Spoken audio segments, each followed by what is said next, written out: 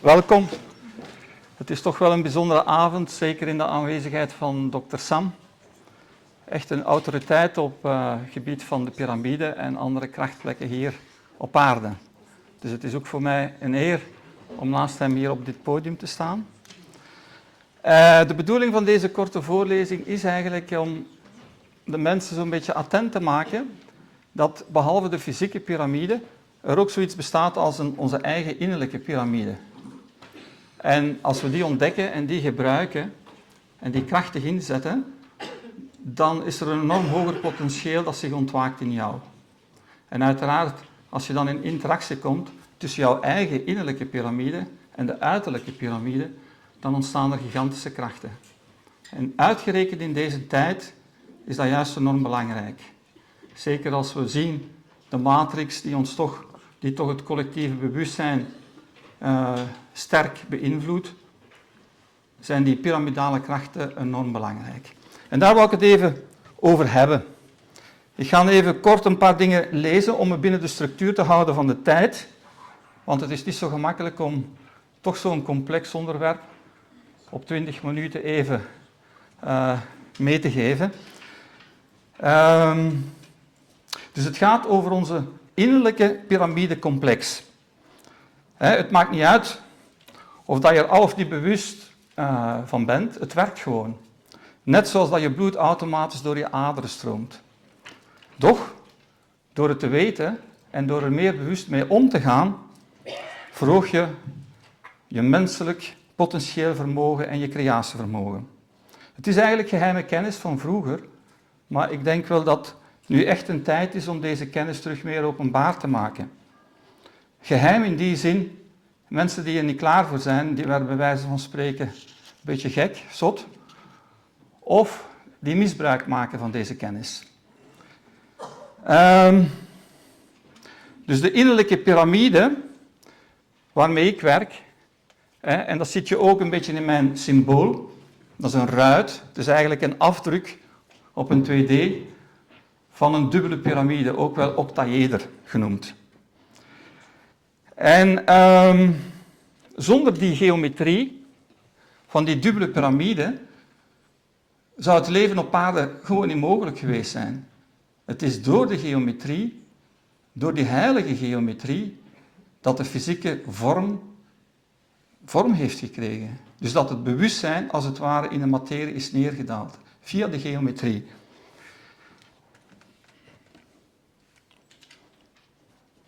En nu ga ik even verder door. Waar is dat ding hier? Ah ja, oké. Oké, dank je.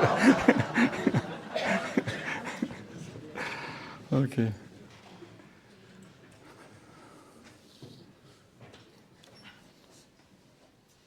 Dus de piramide laat ons oude kennis, die we eigenlijk al heel lang in ons hebben, in ons DNA, in onze genen, en sommige op deze aarde zelf op cellulair niveau, deze kennis zit diep in ons. En door contact met de piramide, en zeker in Bosnië, en in de tunnels onder de piramide, dat voel je, dan is er iets diep in jou dat ontwaakt wordt. Maar voor mij, lang geleden, 30 jaar geleden, was er iets anders dat mij ontwaakte. En dat zijn deze vogels. En eigenlijk, met de tijd, als ik zo naar die vogels kijk, je ziet de zwaarte van die vogels, het zwaartepunt. Ze hebben een lange nek en ze hebben hoge poten. Het is misschien overdreven om te zeggen, maar ik zie er een piramide een beetje in. In die zin, als er een energie, als er een vibratie ontstaat binnen een piramidevorm, dan wordt die versterkt en die vibratie wordt naar omhoog getrokken. Net zo'n beetje als met een struisvogel. Die wordt naar omhoog getrokken, naar omhoog, zijn hoofd. Maar die wordt tegelijkertijd ook naar beneden getrokken. Lange poten. De struisvogel staat voor wijsheid van de etherische wereld naar beneden trekken, gronden. En dan waren mijn meesters zo'n beetje, want die hebben me geleerd wat dat er in de ruimte aanwezig is. En daar gaat mijn boek over, in de kracht van de ruimte. En dat is dus juist ontzettend belangrijk als je met piramide werkt, dus dat het geen mentaal, het werkt ook, hè? Dus als je gewoon visualiseert. Maar hetgeen wat ik graag meegeef aan de mensen, is dat ze de piramide zelf worden. En om die zelf te kunnen worden, moet je de ruimte kunnen voelen. En als je de ruimte voelt in jou en buiten jou, dan ontstaan er enorme krachten. Dat hebben de struisvogels me geleerd. Daar heb ik een boek over geschreven, kun je hier kopen. En om even terug te gaan naar de tijd, Mesopotamië. Daar zie je die tabletten, een paar duizenden jaren oud. En de onderste tablet, ook, je ziet daar in de beide tabletten de levensboom. De Tree of Life. En zowel links als rechts, in het onderste tablet, zie je de beïnvloeding van de Anunnaki. Voilà. Maar het waren niet alleen de struisvogels die me wakker maakten, ook natuurlijk de paarden. De natuurbeleving, de natuurmagie, donkerbeleving, ontzettend belangrijk, de donker te leren te voelen. En af en toe dagen we het dan ook uit. Je zou nu zeggen, wat heeft dit nu te maken met de piramides? Wel, je kunt in Thijswater gaan, ongeveer in 5 à 10 minuten. Maar als ik met de kracht werk van de piramides, dan kan ik daar gemakkelijk een half uur in zwemmen, zonder koud op krijgen. Omdat ik door de piramidekracht mijn krachten vanuit het kwantumveld haal. En dat is juist de gigantische kracht van de piramides. Ze hebben een enorm penetrerend vermogen doorheen de verschillende dimensies. En de tijd. Als we spreken over tijd, is het niet alleen de ruimte, maar het is eigenlijk ruimtetijd. Je zou niet weten dat het een vis dit heeft gemaakt, hè, op de bodem van het water. Die vis heeft dat gemaakt om het vrouwtje aan te trekken. Maar het is een gigantische schoonheid, een gigantische harmonie. Ja, hoe kan dat visje in godsnaam dat doen? He can't rest for more than a moment, but must work 24 hours a day for a week, or the current will destroy his creation.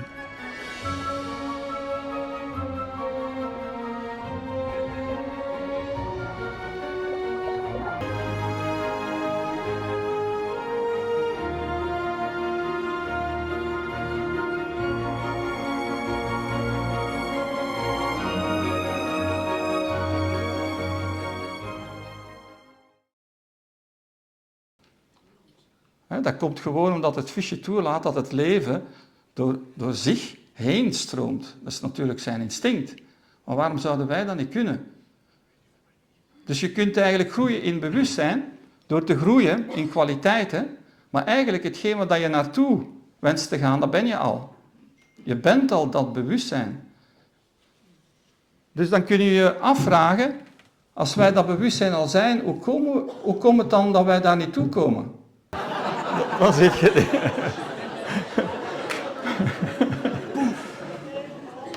Maar ik wil even meegeven dat 9 van de 10 eendjes het overleven.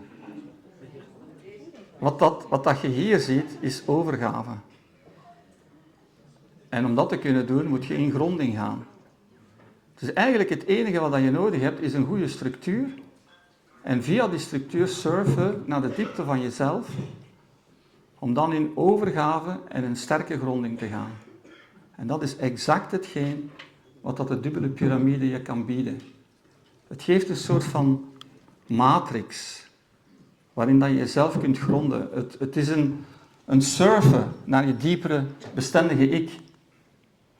En het is grappig, maar je zou je kunnen afvragen, wat is het verschil tussen dat eendje en de mens? Waarom zouden wij dat niet kunnen? Omdat wij direct in ons mentale stuk gaan. En misschien moeten we wat minder doen en wat meer zijn. Het grote verschil tussen dier en mens is niet zozeer de ratio. Er zijn verschillende gradaties van ratio, ook bij de dieren. Maar het is verveling. Hoe komt dat dieren zich nooit vervelen? En mensen wel. Nou, het is interessant om bij stil te staan.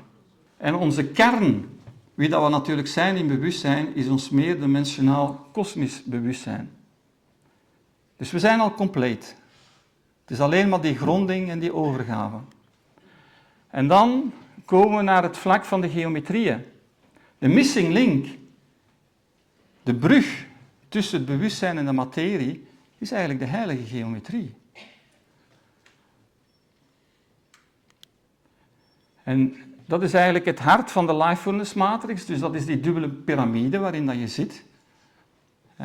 We beginnen met een grondhouding, laten we zeggen, waarin dat je midden in die piramide zit, maar eigenlijk in essentie begint die piramide te draaien, naar links, naar rechts, alle kanten, wordt groter tot in de kosmos en wordt kleiner tot in het kleinste punt van jezelf, tot doorheen het kwantumveld.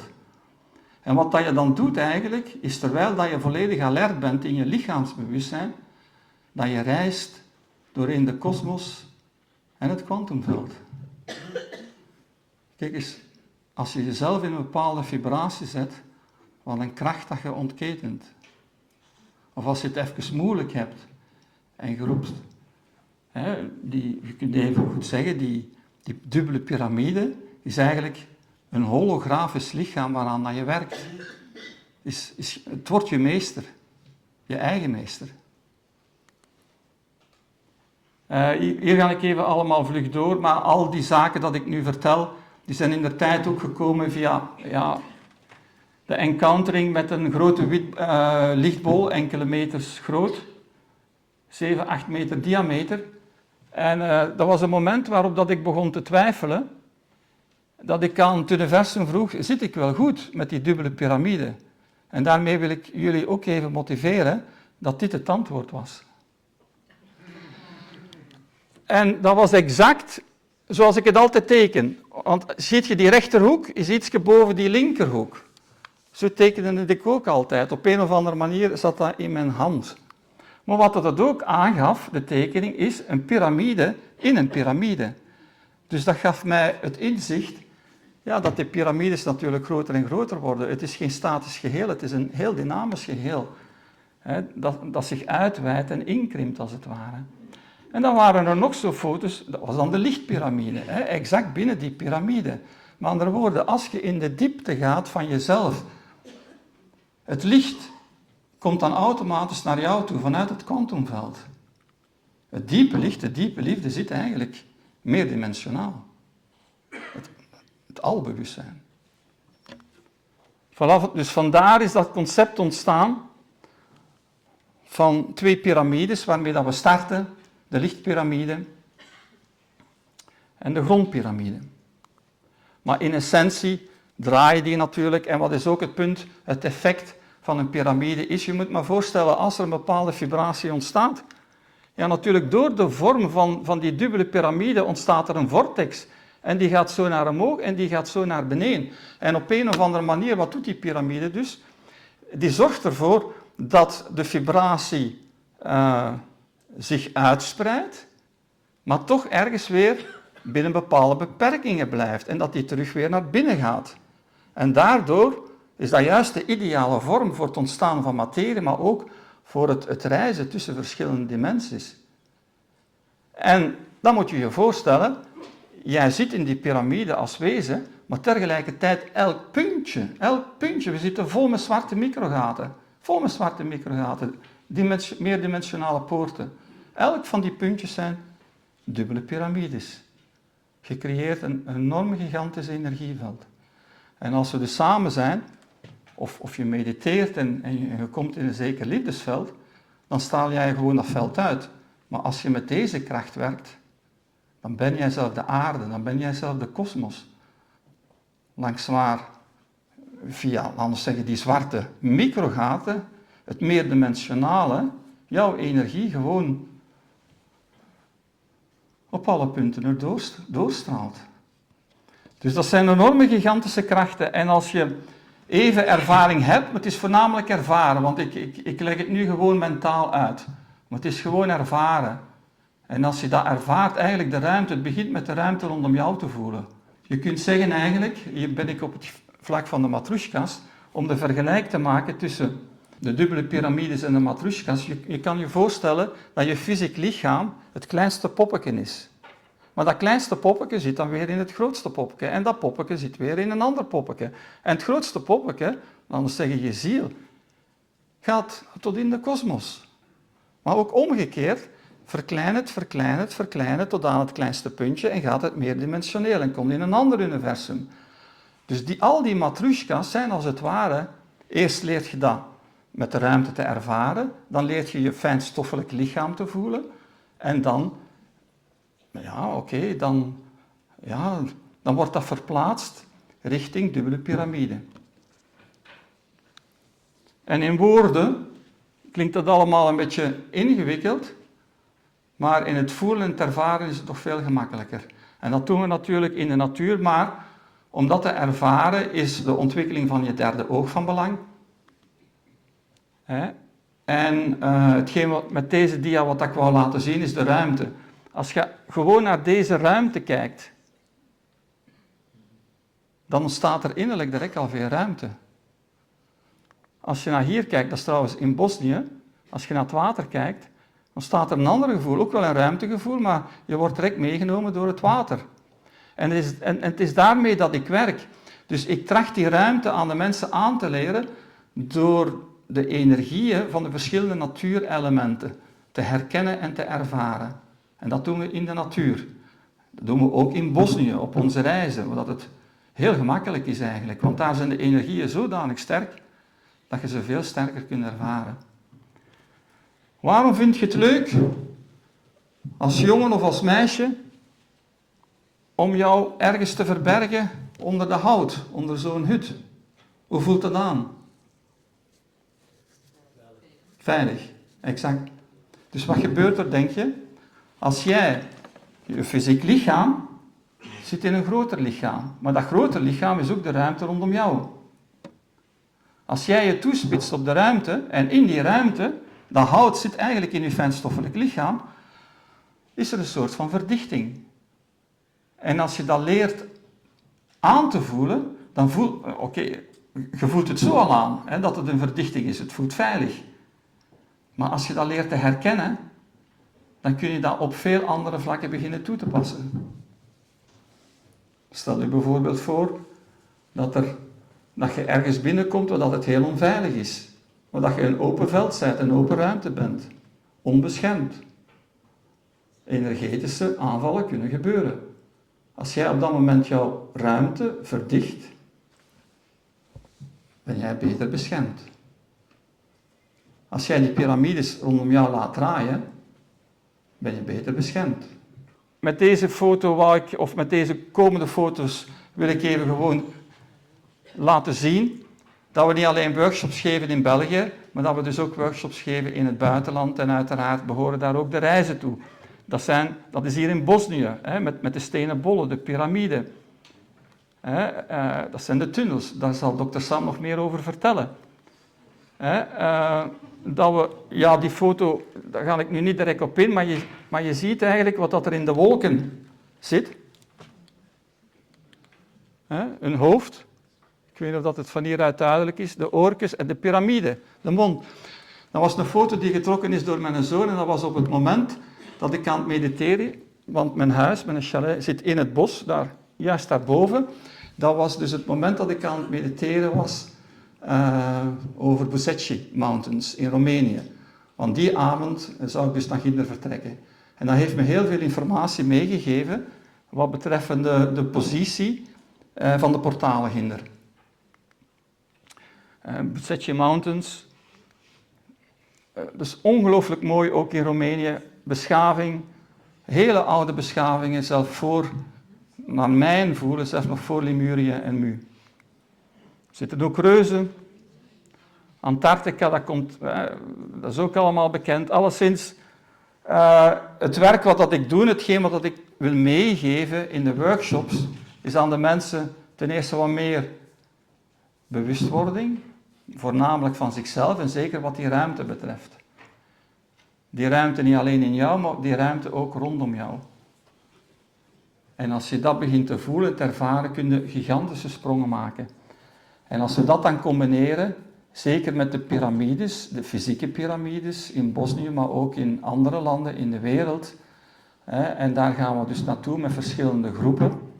De bedoeling is dat we een soort van energetisch grid creëren tussen het menselijk bewustzijn, de piramides en de krachtplaatsen in de wereld. Alles komt tenslotte neer op jezelf positioneren in ruimte en tijd. En de piramides zijn daar enorm interessant voor. Het is even een switch maken, maar als je de piramides zelf gezien hebt en gevoeld hebt, eerst de fysieke piramides, en je gaat dan in deze beleving, in deze oefeningen, dan is het maar een klein stapje. En dat zal dus meer en meer gaan beginnen toe te nemen, want het is geen toeval dat er zoveel mensen geïnteresseerd zijn dit jaar, het was verleden jaar begonnen, maar zeker dit jaar, om de Bosnische piramides te bezoeken. En binnen 2-3 jaar gaat er heel veel interesse zijn naar de portalen. En zeker, dat is een van mijn dingen, dus dat ik 2027 op Antarctica wil staan. Dan gaat er ook heel veel vrijkomen rond die periode. Voilà, dan wil ik het hier nu langzaam afsluiten.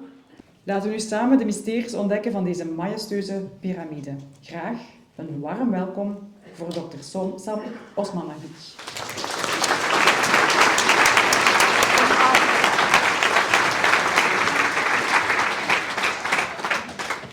Thank you everyone for coming.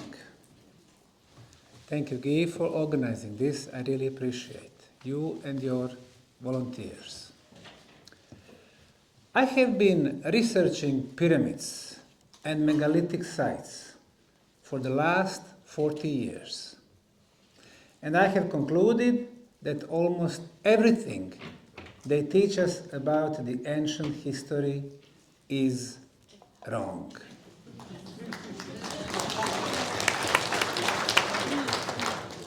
The origin of man, civilizations, and pyramids.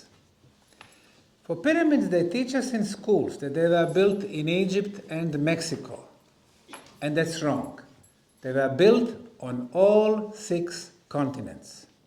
For Egyptian pyramids, we have been programmed to think that they were built as tombs for the pharaohs. According to non-scientific Wikipedia and non-scientific Encyclopedia Britannica, there are 118 pyramids in Egypt. Wrong. There are 155. I have visited and investigated all of them. Not a single pyramid has a mummy. Mummies were, of course, discovered in the Valley of Kings, which is 600 kilometers to the south from the Giza Plateau, near Luxor, Karnak, then in Thebes, Memphis, Abydos, Dendera, the capitals of ancient Egypt, but not in the pyramids. These are 3 most magnificent Egyptian pyramids. They call them the Great Pyramid of Egypt, or Cheops, or Khufu. Cheops was the pharaoh of the 4th dynasty, 4,550 years back. He did not have tools, means, designs to make something like this. And then Egyptologists are telling us that his brother or his son, Khephren, built the 2nd largest pyramid, and Mykerinos, his grandson, the 3rd one. From the outside, we don't see who really built them.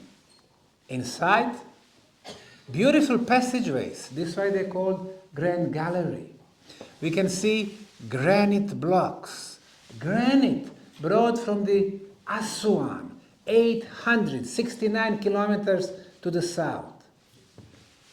Chambers. The biggest block in the chamber of Cheops pyramid is 80 tons. The biggest one in Khafre, 220 tons. Imagine to move 220 tons from the Aswan, 870 kilometers, to the Giza Plateau. They are telling us it was done by boats. When the Japanese built replica of ancient Egyptian boat, and they placed 2-ton block, it sunk to the river Nile, the bottom of it. No mummies, no paintings, no hieroglyphic writings, no symbols, no tools, no organic materials, not a single proof who, when, how, and why. The history will show that claims by Egyptologists, and of course behind them, elites from London, Berlin, Paris, nowadays Washington. It will show that claims by them about Egyptian pyramids being tombs for the pharaohs is the biggest hoax in history. Let's take a look at the Great Pyramid of Egypt. From this end to that end, 231 meters. Two lengths, 462. Divided by height, 147. The result is 3.14. Number pi. Officially, this number will not be known to the humanity in another 2,000 years from the 4th dynasty. Only ancient Greek mathematicians got a good idea about the number pi. In this pyramid, number phi, 1.618, the golden section has been incorporated. In this pyramid, the distance between our planet and the sun, the distance between our planet and the moon, the speed of light. The ancient Egyptians did not have this knowledge. The most important artifacts from ancient Egypt is not even in Egypt. For me, it is the Turin King List in Turin, Italy. Papyrus, 1 meter 70 centimeters, 45 centimeters wide, with 11 columns that gives the names of all the rulers of Egypt. We have 3 phases. The first phase, gods, with a small g. The second phase, demigods or semi-gods. The third phase, sons of gods. And that's exactly how the Egyptian rulers, as we know them, called themselves. They did not call themselves pharaohs or kings, sons of gods. The first dynasty, second, third, fourth, fifth, 12th, 19th. And they would rule 2 years, 10 years, 20 years. If they got lucky, like Ramesses II, 67 years. They were human. But the second phase was the era of demigods. They would rule Egypt 200 years and 300 years each. And the first phase, gods. It is said that the gods descended from kingdom of heaven to kingdom of earth. And they started ruling the earth 41,000 years ago. And those gods would rule Egypt 1,000 years each.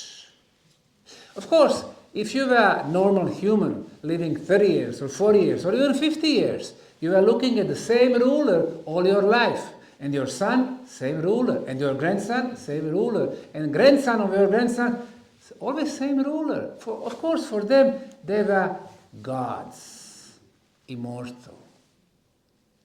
If they really lived 1,000 years, they probably had technology to build those magnificent pyramids. Even more important artifact is a little bit to the east. Sumerian king list. Go to Wikipedia, you can find even this document. Also, several phases. Gods, lesser gods, children of gods. Children of gods are rulers from Sumeria as we know them through the archaeological digging. We find the artifacts, we find the names. Lesser gods would rule Sumeria 1,000 years each, and that phase perfectly matched the same era in Egypt. But the first, the gods in ancient Sumer, it is said that they came 273,600 years ago. Alulim ruled Sumeria 28,800 years. Al-Hajar, 36,000 years. 30,000 in average. What do we know about the history of our planet? 224 Nubian pyramids, northern Sudan. 43 pyramids on the island of Sicily, Italy, volcanic stone. 1 step pyramid in Sardinia. 104 pyramids on Canary Islands, most of them Tenerife. Again, volcanic stones. 7 pyramids on the island of Mauritius in the middle of the Indian Ocean. Volcanic stones. One of the most beautiful examples of Mayan pyramid architecture. The Kukulkan pyramid in Chichen Itza in Mexico. Step pyramid. Very similar pyramid. 7-tier pyramid in Cambodia. Hoger pyramid. 4 sides. Triangular faces. Perfect orientation to the cardinal points. East, west, north and south. Energy potent construction materials. Volcanic stone, iron, energy. Sandstone, quartz crystal, amplifies the energy. On the sides, we have artificial lakes connected by canals. Water move, kinetic energy. From the top, passageways going straight down. 2 chambers under the pyramid, no artifacts. They were resonance chambers. So as I've been traveling the world, I realized pyramids have something to do with the energy.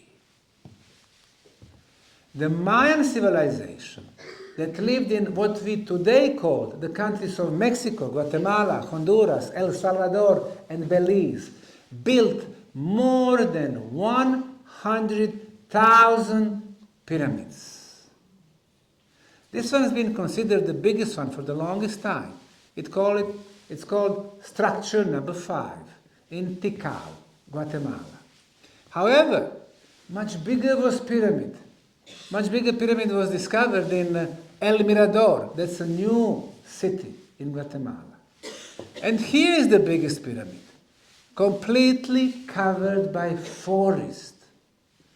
We can also see the top of some of the temples. 97% of the Mayan cities, towns, villages, pyramids, temples, terraces, bridges, roads are covered by vegetation, forests. They are in a jungle. What do we know about the civilization based on 3%? Encyclopedia Britannica seems to know everything. They claim the Mayans were Neolithic culture. Neolithic, it's a Stone Age culture. Oh, really? Their architecture, construction, advanced astronomy, sophisticated calendars, 21 of them, math, sacred geometry, were very advanced. They were civilization. They were not at the Stone Age level.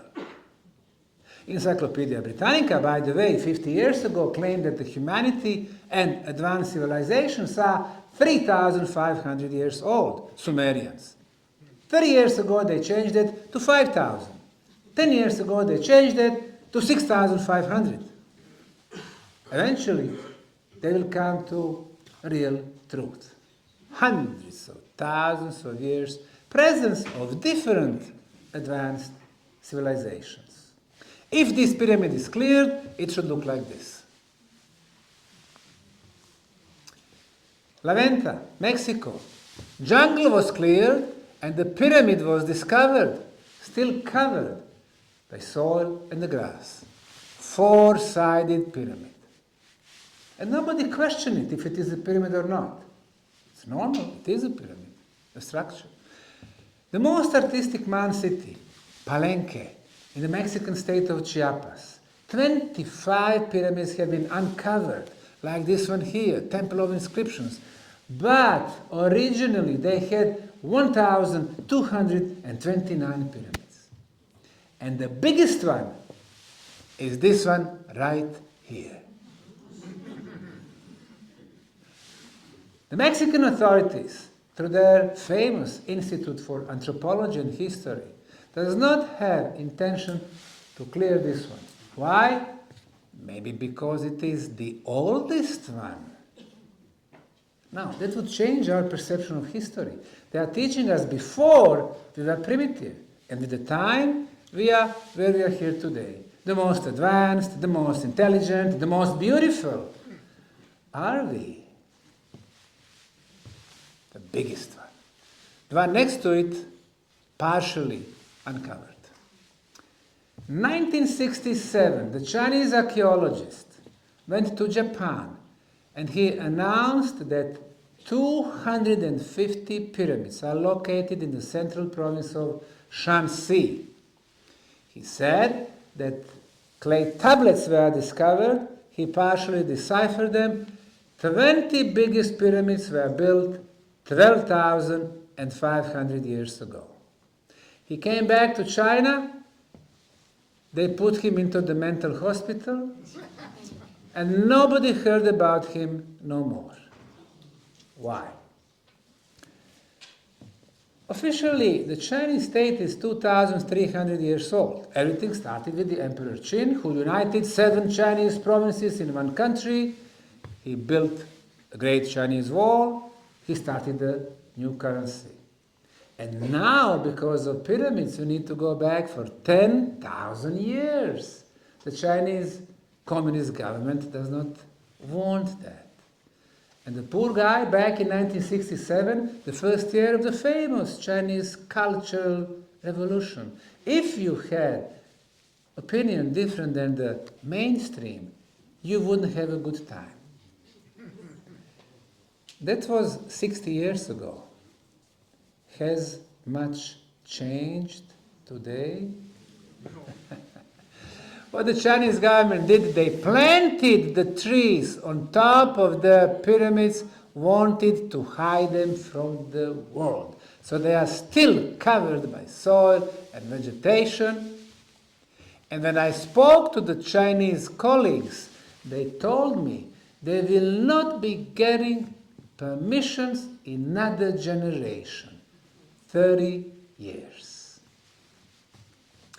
Gunung Padang, the Hill of Light, Western Java, Indonesia. Our friend Dr. Danny Hillman, back in 2006, discovered the pyramid in the jungle, which is 4-sided, triangular faces, the height 100 meters. Originally, it probably looked like this. He did radiocarbon dating of the material he discovered, 28,000 years old pyramid. It was a shock. Indonesians, archaeologists, geologists, historians asked the government to stop the project, which they did. So, for the last 18 years, no progress. It's changing the history of the whole continent. What is the problem with the new dates? No problem for me. But it seems that the elites want us to think that we are the first civilization, that we are still in infantile stage, baby stage. If you're a baby, you need nourishment, and who's there to lead you? Small group of people, corporate elites, political elites, religious elites. This is the look of the best known Mexican pyramid. It is called the Pyramid of the Sun in the city of Teotihuacan, 170 years back, completely covered by forest and vegetation. It took 4 long archaeological campaigns for Mexican and American archaeologists to completely uncover it. And this is how it looks like today. One of the most beautiful examples of the pyramid architecture. When you are looking from the base, people who are climbing the top, they are becoming so tiny. It seems that the builders wanted to reach the sky. And indeed, impressive 74 meters. Interestingly enough, it's exactly 2 times lower than the Great Pyramid of Egypt. which is 2 times higher. The length at the Egyptian pyramid, 231 meters. The length at Mexican, 231 meters. In Egyptian pyramid, we have number pi. In Mexican, square root of number pi. 3 major pyramids at the Giza Plateau, Cheops, Khafre, Mykerinos. 3 major pyramids here in Teotihuacan, Sun, Moon, Quetzalcoatl, and their layout is exactly the same. They are teaching us in schools that there was no communication between continents thousands of years back. And here we can see the signature of the same architect. Almost everything they teach us in schools about the ancient history is wrong. They don't tell us about the pyramids in the United States of America. They are located from Wisconsin to the north, all the way down to Mexico and in Louisiana. But most of them that survived Smithsonian teams from the 19th century are located in southwestern corner of the Illinois in the so-called Cahokia National Park. 120 stepped pyramids. American archaeologists call them Cahokia mounds. Mound is when you take dirt, soil, and you play with it. But here, when building the biggest one, they used 4 types of construction materials: shaped sandstone blocks, pebbles, rocks, and sand. And they built a structure that has a surface for 11% larger than the Great Pyramid of Egypt. Now, you would expect that the Americans make a new Las Vegas out of it and make billions of dollars. When I talked to the archaeologist at the site, I asked him if they did any archaeological digging, did they find any passageways and chambers? He said no. I said, why not? He said, oh, it's very hard to get permission to dig. I said, what do you mean? This is the government land, the government national park, the government pyramids, the government museum at the site. You are the government employees. It would be very simple to get permission. But he said, yeah, but archaeology is very expensive. I said, this is the United States, the only world's superpower. You go to the museum at the site, which was built back in 1970 and cost $20 million. Today's $200 million. So much about the money. You can see that the museum is filled with the replicas of half-naked Indians. And they try to convince us these Indians are builders of this. Indians were nomads. They moved with the food. They never built fixed structures. If not Indians, white Europeans for sure not, then who? We changed the history of the US and A. In April of 2005, I first traveled to the Bosnian town of Visoko to visit the local museum. And then I saw this. Everybody called it a natural hill because it is covered by soil, bushes, and forest, which was planted back in 1960s and 1970s. But I was looking at the geometry, at the shape. In front of me, one side. To the left, second side. To the right, third. In the back, fourth. We have 4 sides. In front of us, one triangular face. Here's the second triangular face, number 3, number 4. We have 4 corners. From here we see 3 of them. 1 corner, 2, 3. In the back is number 4. We have same slope from bottom to the top and flat sides. Geometrically speaking, very clearly, this is four-sided pyramid. At that time, I took compass. Compass showed me that this side is perfectly oriented to the north. The one in the back, south, east, west. Mother Nature does not make hills with four sides, four triangular faces, four corners, and perfect orientation, but intelligent hands. Back in 2005, at that time I lived in the United States, in Houston, Texas, I said, let me go back, let me do some preliminary research. So I asked for permissions as the physical person. I got it from the Ministry of Culture. We were doing geological core drilling, archaeological trenches, lab analysis. Everything we did, they were telling us anomaly, anomaly.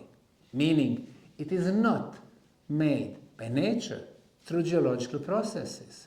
I wrote the book, and I had a big press conference in October of 2005 in Sarajevo, capital of Bosnia and Herzegovina, and I announced the news that the first European pyramids have been discovered in the town of Visoko.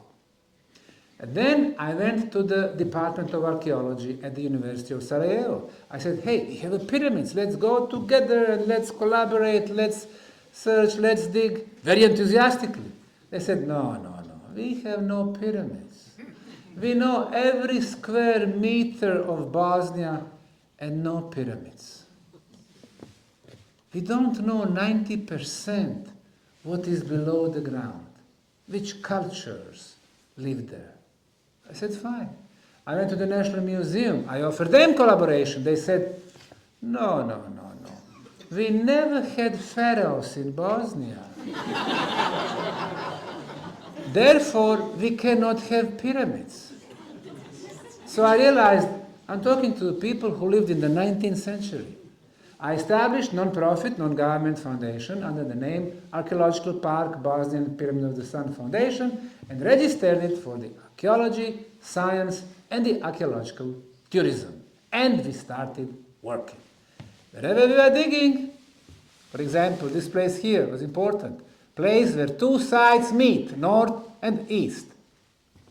Removed 1 meter of soil and discovered the corner, 90 degrees corner. Mother Nature does not make that. Every other spots, when we removed 1 meter of soil, we are discovering a structure. Very strong structure under very soft soil. This is not a natural stratigraphy.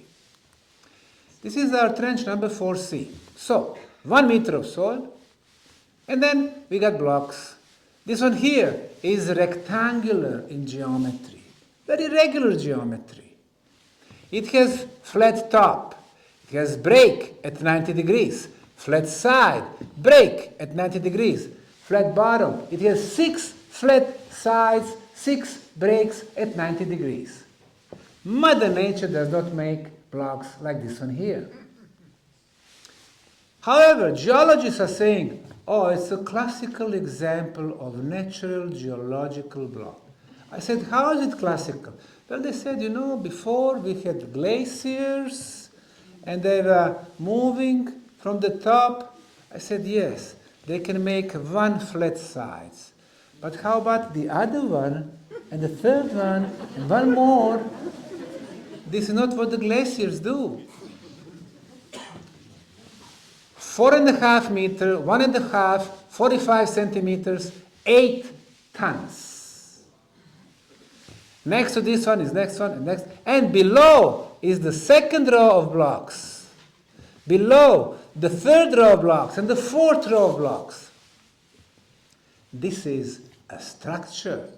Mother Nature does not construct, but intelligent hands.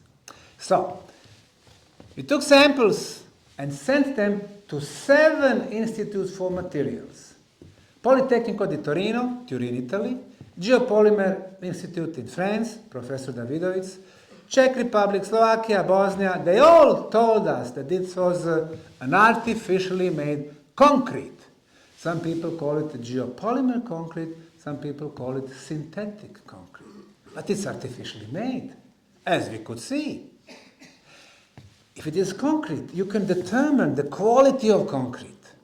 Our concretes today have hardness from 10 to 60 megapascals. Harder the concrete, more durable, better quality. 60, made in Germany, made in US. But concrete from the Bosnian Pyramid of the Sun goes from 73 to 155 megapascals. We cannot, using our technology, produce such good quality concrete. The second element for the quality is the water absorption. If water can get inside the concrete, it freezes. And ice has a tendency to expand, and concrete breaks. So our norms are very strict. They allow up to 3% for good commercial concrete. This one is only 1% superior, the best quality concrete ever. Do we have any Bosnians or people from Balkan here tonight? Anybody? Anybody? Anybody? 1, 2, 3, 4? Well, if you wonder why Bosnians are even today excellent construction workers, wonder no more. So far we have uncovered thousands of tons of the best quality concrete by removing 1 meter of soil and exposing it. Today we used cement as the binder for the concrete. They used this brownish material, melted clay, and they got the better quality than what we can make today. They were always using natural construction materials. If we would like to change the color of today's green pyramid to the color of the real pyramid, so instead of green, we use the color of concrete, brownish, keeping the same shape and geometry, and this is what we are getting. Original look of the Bosnian Pyramid of the Sun, then, during the time when it was made. Today, before. Today, and maybe tomorrow, if enough funds and will in Bosnia exist. From this point up, 220 meters, the Great Pyramid of Egypt, 147. So back in 2005, when I wrote my book, I said this is at least 220 meters. In the meantime, we got the correct number. Just by looking, this corner and this eastern slope, you see how it goes with the same slope all the way to the bottom of the valley? Well, the problem is, of course, the forest, the houses. Well, there is a technology, it's called the LiDAR or LiDAR technology, where you fly with the airplane several times above the pyramid, laser machine, laser rays, they go in between the branches and the leaves, they hit the ground, so we know exactly how the ground looks like and the shape of it. So we can remove the greenery, we can remove the building. So, look at now the Bosnian Pyramid of the Sun. 220 meters is from here up. However, the corner goes all the way down to the bottom of the valley. Here's the eastern slope. Here's the northern slope. So, the real height, 368 meters. And the Great Pyramid of Egypt is still at 147. The biggest ever. The orientation traveling China, Indonesia, Cambodia, Sudan, Egypt, Peru, Cahokia, I realized that the pyramids are oriented to the north, to the true north, to the cosmic north. So far we thought that the best orientation is the Great Pyramid of Egypt. Error from perfect north is 0 degrees and 3 minutes. Now, imagine, you have the length of the side of 231 meters. And that's like 2 football stadiums, one next to each other. And the error is 0 degrees and 3 minutes. Nothing. Kefren, 0 degrees, 3 minutes. Mykarinos, 0 degrees, 18 minutes. Bent pyramid in Dahshur, 0 degrees, 12 minutes. A red pyramid, 0 degrees, 5 minutes. Builders of Egyptian pyramids, very, very advanced. The team of 3 engineers of geodesy from the State Institute for Geodesy from Bosnia came to the Bosnian Pyramid of the Sun 2 times. They've done measurements using total station, scientific instruments.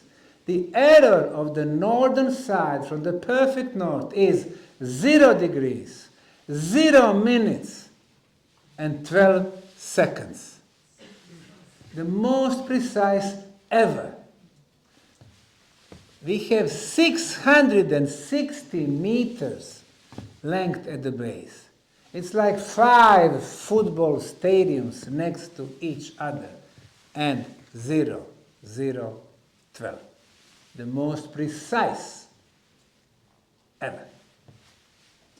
Under the pyramids, in Egypt, in China, in Peru, in Mexico, we have underground tunnels. For example, Giza Plateau. We have 4 levels of tunnels, but they are not open to the public. Why? Well, those tunnels were part of the pyramids, the whole structure, the whole complex.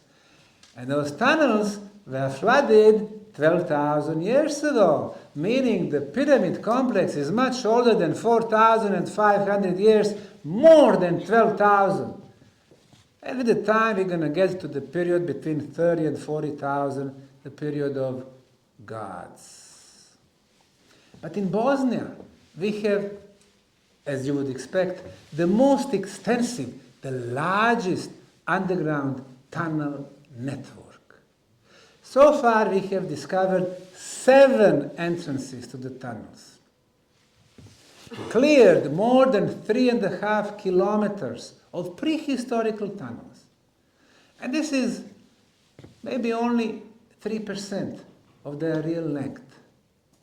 I suspect that the tunnels on different levels are at least 100 kilometers. These are the Ravne tunnels. Here we cleared about 2.5 kilometers. How many of you visited Ravne tunnels? How many? 1, 2, 3, 4, 5, 6, 7, 9, about 10%. Thank you very much. And for the rest of you, you got the message. KTK tunnels, discovered in 2006. Height up to 3.5 meters. Ravne 2 tunnels, looked like a cave. We entered inside, we could see about 25 meters of artificially made tunnels. Ravne 3 tunnels, this is the volunteer crew with us who helped us discover those tunnels. This is how they look like. So what we do, we remove this filler material and move on. These were some of the artifacts that we discovered during the first prospection. We have ceramic, and we have some tools from 1,800 years back. And then we discovered more and more. Just in Ravne 3 tunnels, we discovered 3,300 artifacts. Mostly ceramic pieces, but some metal pieces as well. From different time periods. Late Middle Age, early Middle Age, Byzantine times, ancient Roman times, Neolithic times, 6,000 years. Now, they don't belong to the builders, but it tells us that some of the sections of the tunnel network were open. This one about 60 meters. And that the people were getting inside during different era, leaving their belongings. Now, there are people who claim that Osmanagich is digging tunnels himself, 100 kilometers. And then he's closing, he's shutting down all the tunnels, bringing the filler material. So I guess I was planting thousands of artifacts, probably during the night when nobody was looking. Rane 3 tunnels, our geologists, archaeologists, some of the volunteers. Rane 4 tunnels, also about 65-meter open section that we discovered. Now, in Rane 3 tunnels, we are discovering stalagmites. For stalagmites, you have to have ceiling, stalactites, water dropping, empty space, and then stalagmite starts growing. Good thing about it, you can date it. You can get to its age. So what we did, we sent 10 samples of different stalagmites, small and big, from different places in the tunnels, to several institutes to get the age. Some of the stalagmites were here on this plate and here above this drywall. If they are above the drywall, it means drywall is older and stalagmite is younger. So let's see. One stalagmite was 3,520 years plus minus 50 years old. Another one 2,500, another one 3,800, another one 3,070, another one 26,200. 26,200 years? Another one 10,600. So the tunnels has been in existence for at least 26,200 years. Some people will argue, okay, but radiocarbon dating is not so precise, it can be off 10%, 20%. Okay. We've done uranium, thorium analysis at the Institute of Geology of the Czech Academy of Sciences in Prague. 19,000 plus minus 1,000, 15,000 plus minus 1,000. In science, this is called the consistency. We consistently are getting very old age of the tunnels. Rane 5 tunnels, very high. You see here, like an empty space, so we are removing the filler material. Rane 6 tunnels, just a few months back, we discovered one more. In the hill, in our beautiful park, we tried, it was a suspecting place for us. Here, we tried to dig here, we couldn't find anything. But then we discovered this conglomerate block. And we remembered, those blocks were always used as the ceiling, and below they would make a tunnel. So we started digging below, and we discovered the entrance. Among others, those young people, 16 to 19 years old, they were helping us as volunteers, removing the soil. Look at the muddy land. But they were very happy because they witnessed something magnificent, discovery of prehistorical tunnels. We went through this hole inside, and voila, we discovered 70 meters of open, empty section. And to the left, there was a tunnel closed with the drywalls. To the right, another one, drywalls. Many drywalls just in this one section. This season, starting June, and then July, August, September, October, we are again bringing volunteers to help us excavate. Anybody can volunteer here tonight. You got a little flyer.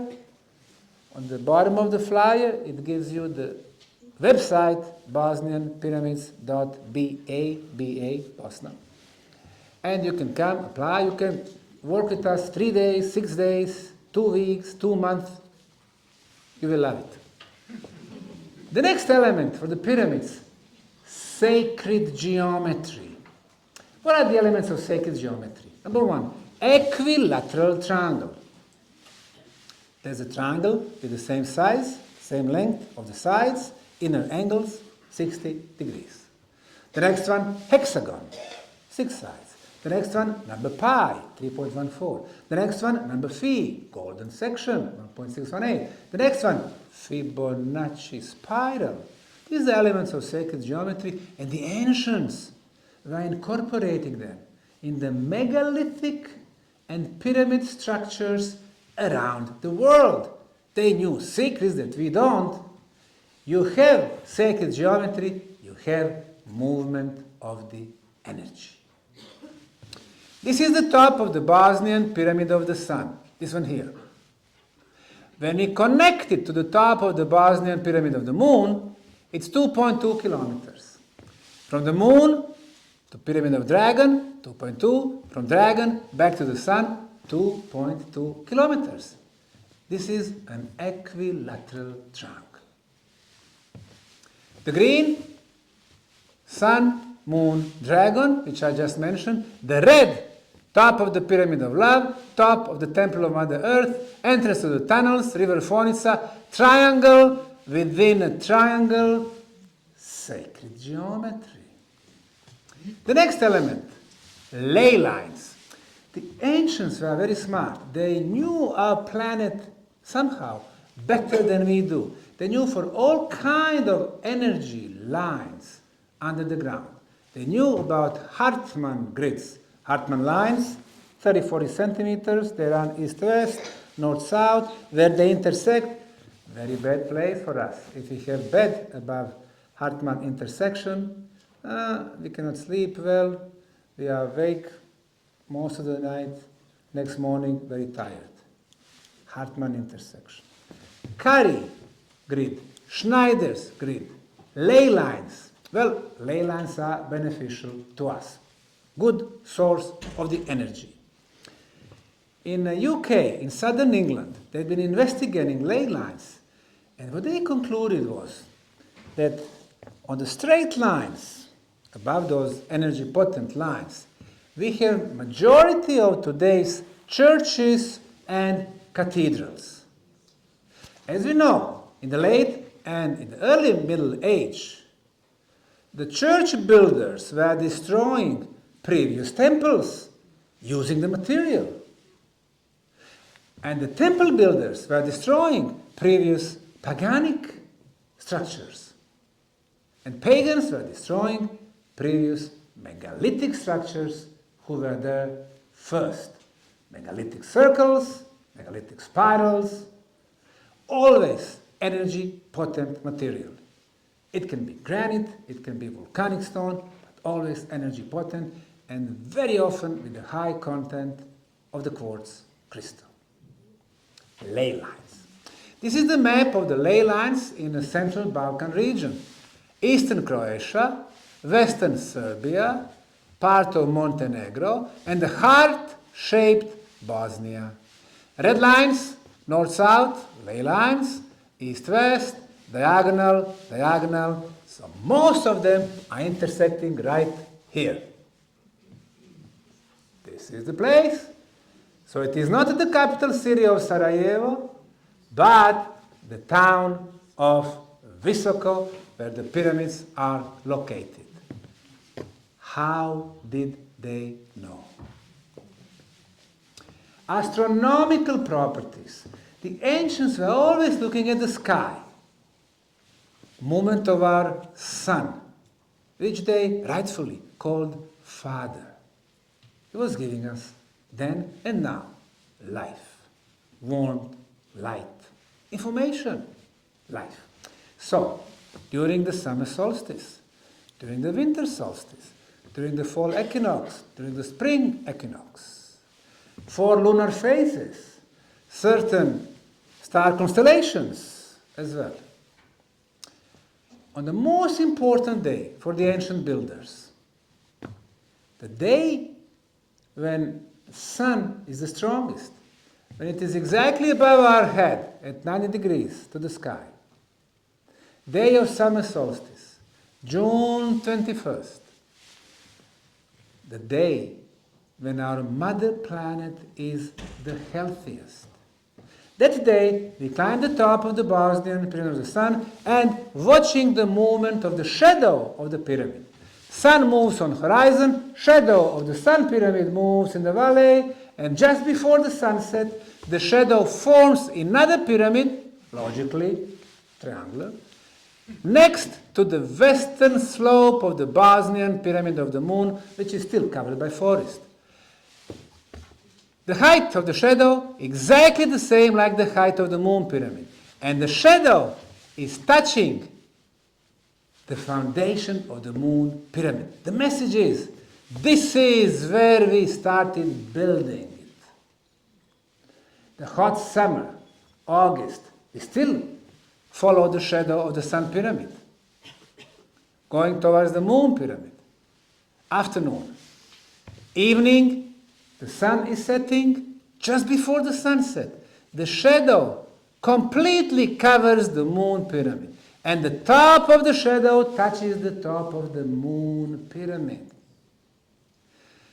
The message of the builders, the rule of the day and the sun is over. And the rule of the night and the moon starts. Genius. Our wonderful but late friend from England, Dr. Harry Oldfield, invented a special camera with which he was able to scan the bioenergy fields, which are otherwise not visible to the naked human eye. So, this was his photograph of natural mountain in Bosnia, Pointy Mountain. And those energy fields are all horizontal.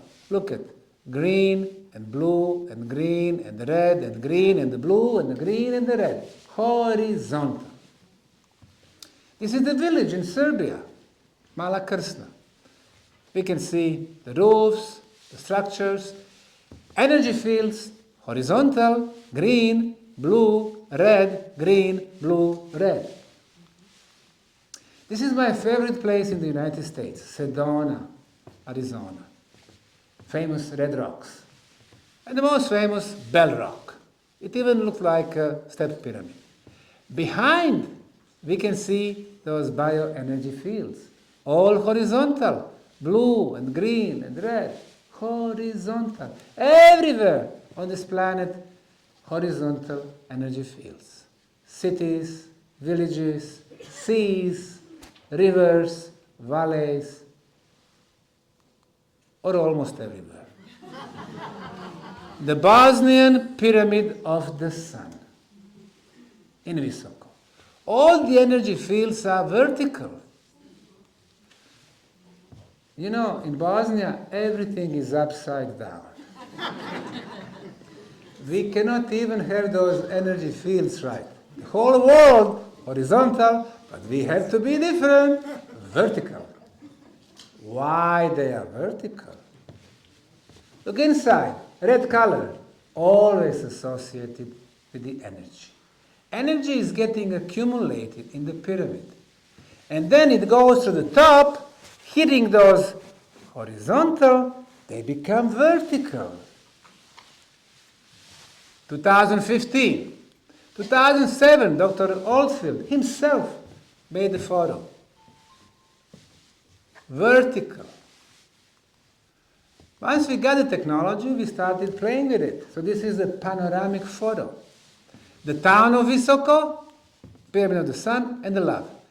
Look at the town. This is Hotel Piramida Sunca.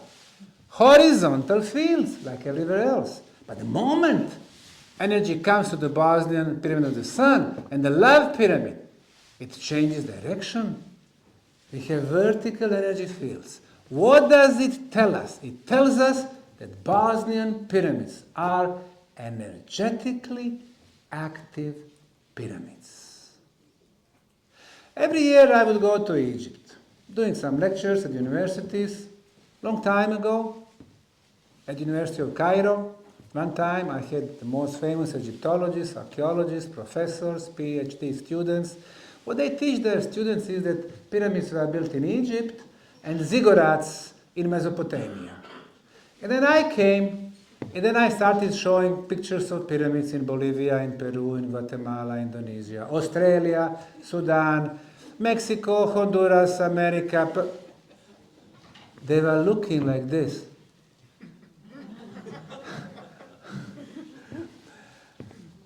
So after that, of course, they looked so bad in the eyes of their students. After that, they never invited me to do more lectures. So, instead of going to universities, Cairo and Shams, Alexandria, I started taking groups to different sites, temples and pyramids. And I'm using this technology. This is Khafre or Khafren pyramid, the second largest in Egypt. Some of you probably remember those covers that still remains, beautiful white limestone blocks. Look at here, coming from right, horizontal energy fields, coming close to the pyramid, vertical, vertical, left side, horizontal. This pyramid is also energetically active pyramid. Of course, I shared all this information with my Egyptian colleagues and other archaeologists and historians and those who are interested, and nothing. They told me, we don't care about the energy. These are tombs. Okay. How old are Bosnian pyramids? They are covered by soil. If we can figure out the age of the soil, we could get to the minimum age of the structure below. The science that investigates soil is called pedology. In Bosnia, we have Institute for Pedology, who took samples from the Sun and the Moon pyramid. And they were told in their scientific article that the age of soil is up to 15,000 years. If the soil is 15,000, structure below is even older. And then our two young Italian archaeologists, Niccolo Visconti and Riccardo Brett, were removing, with the help of the volunteers, soil from the Sun pyramid. You can see the concrete blocks. And on the top of the concrete block, they discovered this brownish material, organic material. It's on the top of the structure, meaning it's going to give us, again, the minimum age of the structure. We did radiocarbon dating, and the age is 24,800 years, plus minus 200 years. So we go back for 25,000 years, and it is still a minimum age. If we could find a piece of organic material below the first row of blocks, that for itself could give us exact age of the pyramid. And that's exactly what happened when our archaeological manager, Tim Moon from New Zealand, with his crew of volunteers, among them this guy from Canada, below the first row of blocks and above the second, like in the sandwich, discovered organic material, fossilized leaves. How did they get there? The builders were pouring the concrete, the first row, the second row, the third row. The wind was blowing, bringing those leaves, and they placed the final row of blocks. But those leaves below will give us exact age of the construction. Radiocarbon dating, the age 29,200 years plus minus 400 years. This is what's called radiocarbon date. In order to get calibrated date or calendar age, we had about 14%, 33,600 years before present. 33,000 years. And what we're going to do now? The first pyramids in Europe, the biggest on the planet, the most precise orientation to the north on the planet, the best quality concrete on the planet, the most extensive underground tunnel network on the planet, and now the oldest pyramids on the planet. We change the history forever.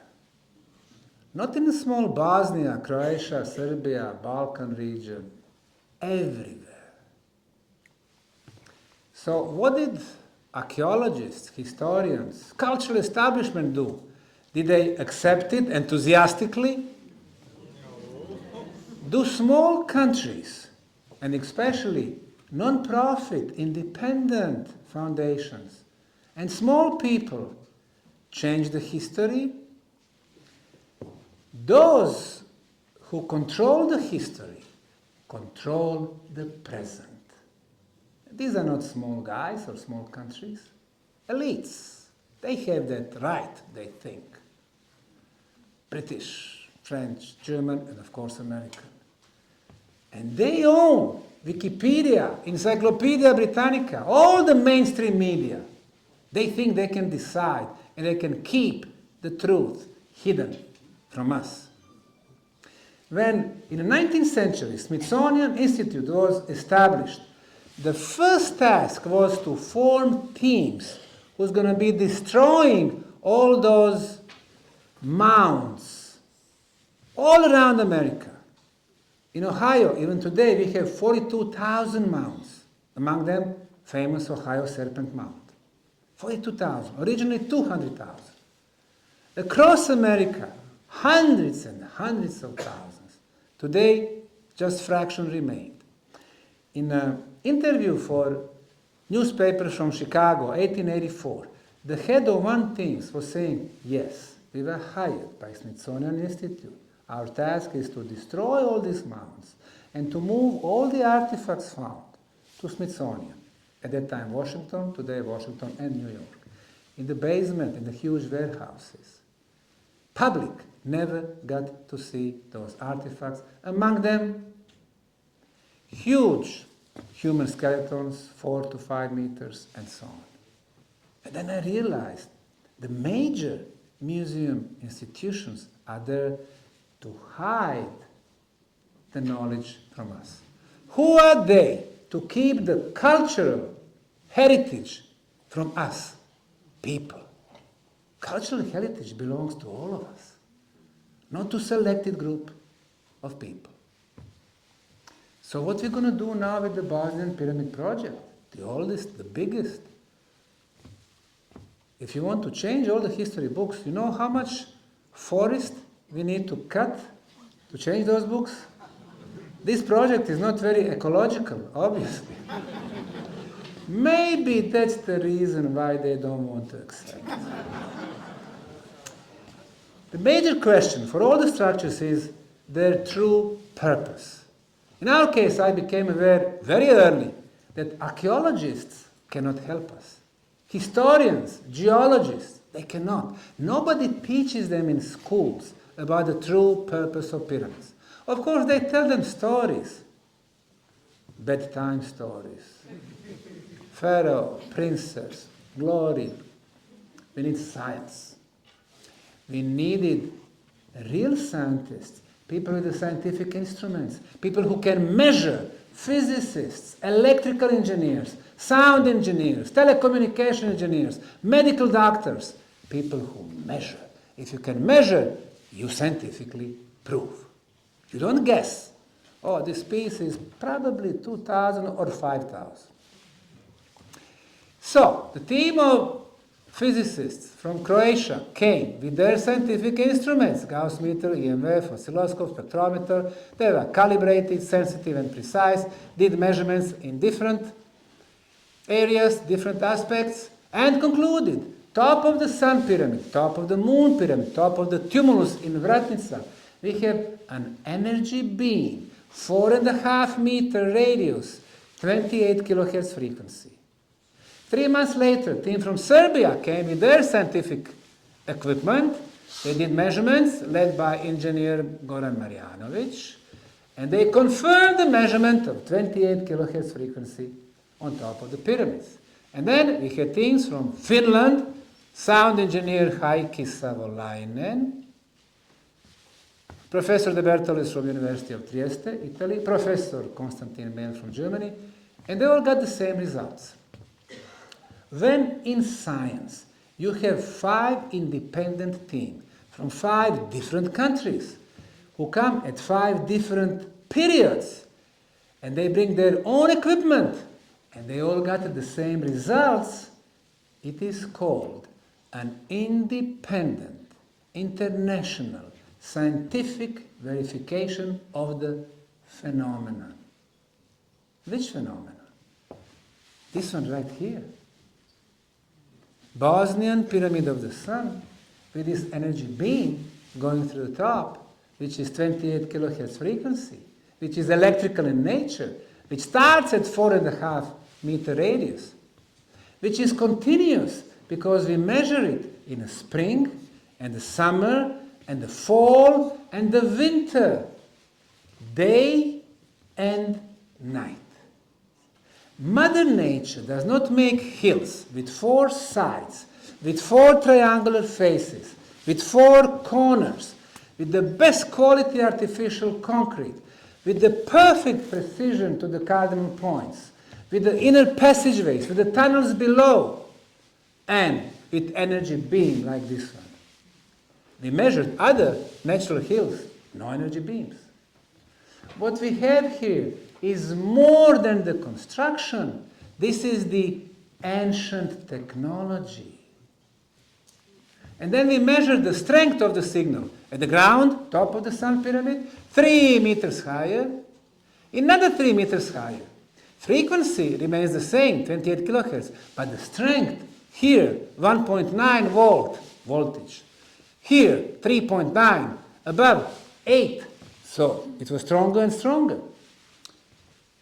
Now, if the source of the energy is inside the pyramid or below the pyramid, you would expect energy moves away, it should be getting weaker and weaker and disappear. But since everything is upside down in Bosnia, our pyramids work differently. They become stronger and stronger and stronger. This is what's called scalar waves. Now, it is not forever stronger. It really is getting stronger and stronger and stronger, and then from 4.5 meters going to 20 meters, and then reducing to 4.5, reducing the strength, and then again 4.5, 20, 4.5, 20, and they move forever. Scalar waves. Our brilliant mind of Nikola Tesla was investigating this subtle phenomena 125 years ago. In the last 50 years, Russian physicists, and they both concluded that the speed of the scalar waves is much, much bigger than the speed of light. Of course, students thought that Albert Einstein, 100 years ago, said the biggest speed in the universe, speed of light, almost 300,000 kilometers per second. If you try to move quicker, you are going to dematerialize. However, scalar waves, much, much quicker. Or, to be more precise, information within scalar fields move much quicker than the speed of light. Or to be even more precise, for the scalar waves, time does not exist. If they are generated here, you can find it there. If this is one end of our galaxy, and this is another one at the same time. And for the speed of light, it takes 40,000 years to go from one end of the galaxy to another.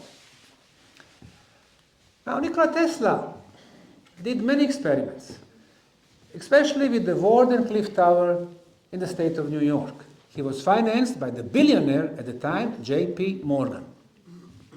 After a few experiments, he was writing in his diary, I found a way to send huge quantities of energy, thousands of horsepowers, between 2 cosmical bodies, 2 planets, regardless of their distance. So he found a way to send for free huge quantities of energy. He went to J.P. Morgan. When he heard that, he said, how I'm going to sell the free transportation of energy and make money.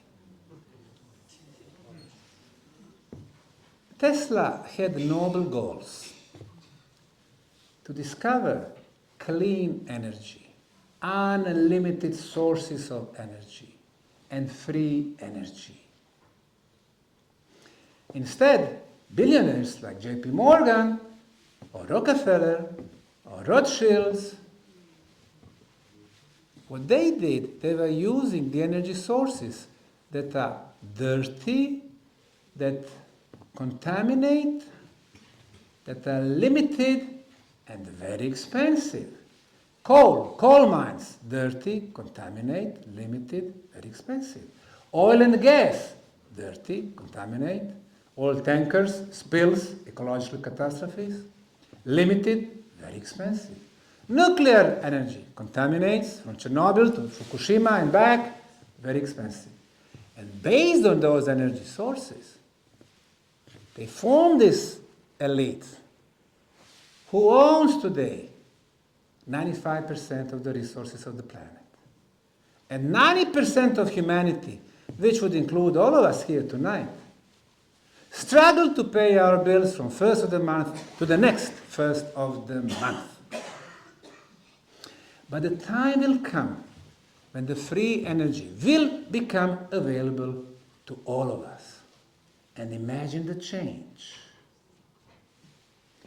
No more coal mines, no more oil field explorations, no more oil tankers, no more refineries, no more petrochemical industry, no more chemical industry, no more plastic bags, no more pharmaceutical industry based on oil, no more additives which poison our food, no more additives that poison our water and our liquids.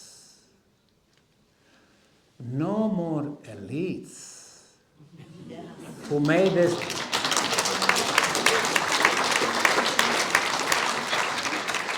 who made their power based on such energy sources. Once we achieve free energy, that will be the first pillar of the free society. And the second pillar will be the free distribution of the resources. How can, within one species, some have hundreds of billions of dollars and some die from hunger and dirty water and curable diseases? We need fair society, free energy.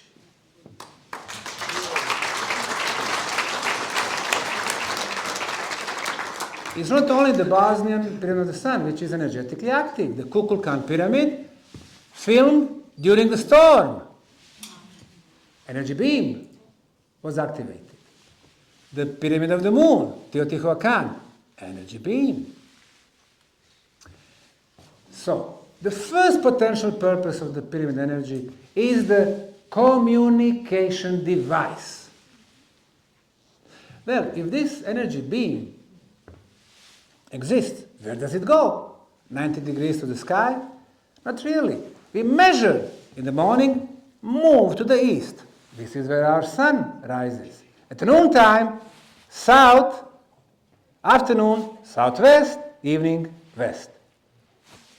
It follows the path of our sun. Does it mean that our planet communicates with our sun? It is possible.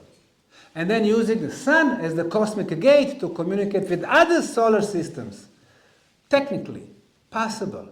And with other galaxies. But the pyramids are not only transmitters. They are antennas. They receive the energy. So we have two flow energy. Information, they go both ways. But if our planet is point A, where is point B? And where is point C? And where is point D? And all other points in this network? Cosmic internet.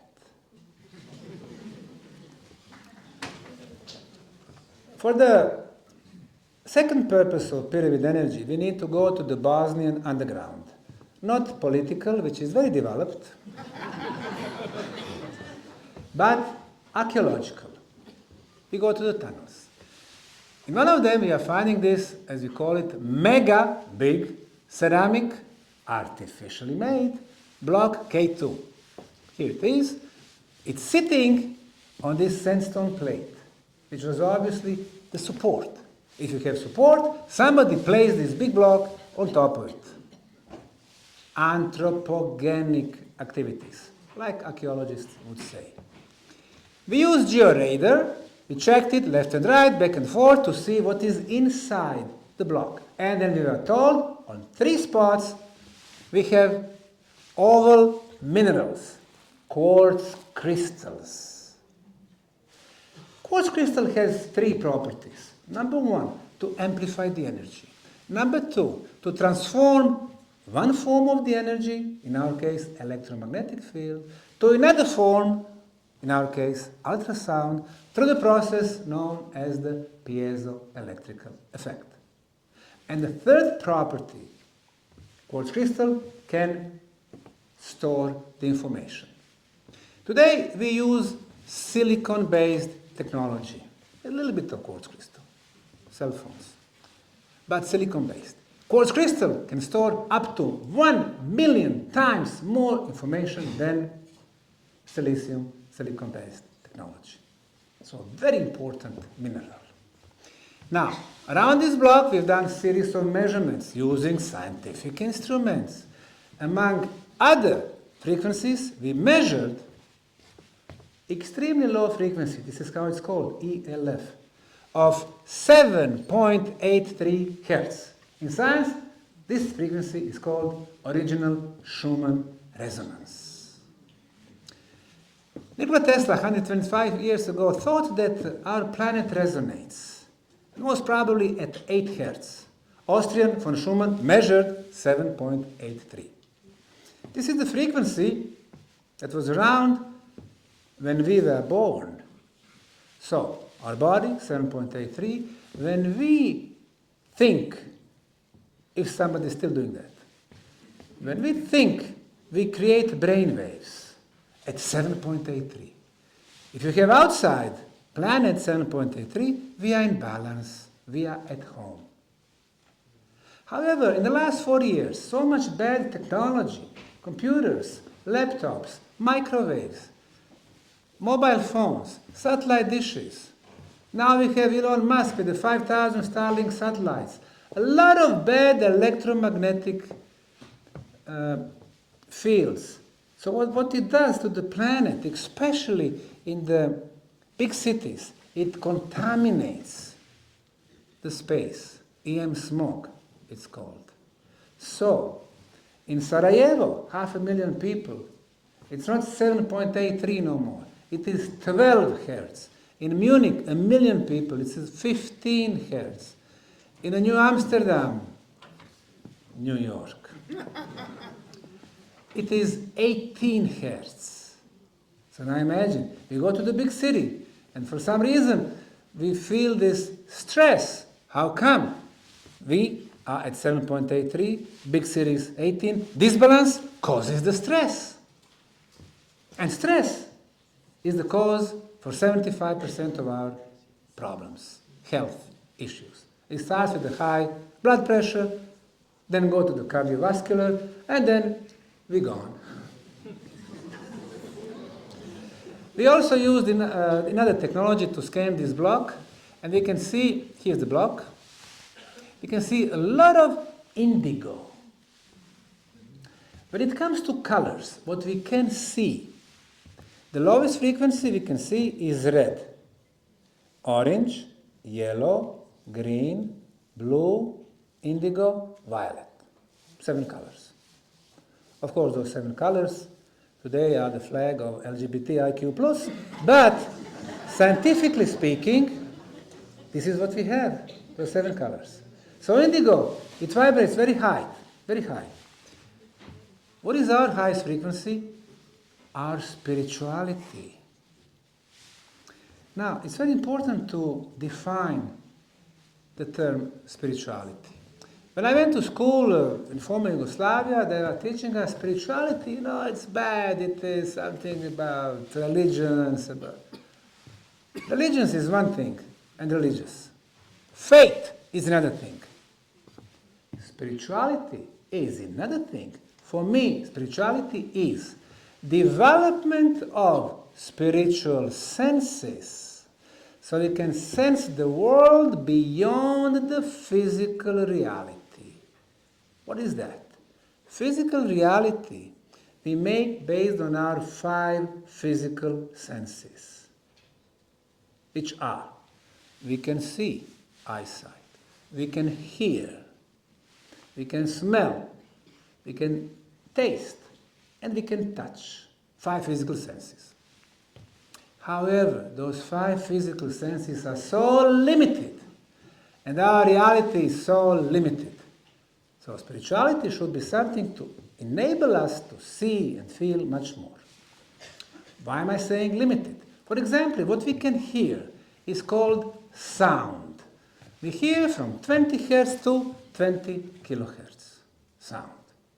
As a matter of fact, as we are getting a little bit older, like few of us with the gray hairs, we hear less and less, 19, 18, 15. If we are married for 30 years, then we don't hear our wives at all, and they don't hear us. Everything above 20 kilohertz is called ultrasound.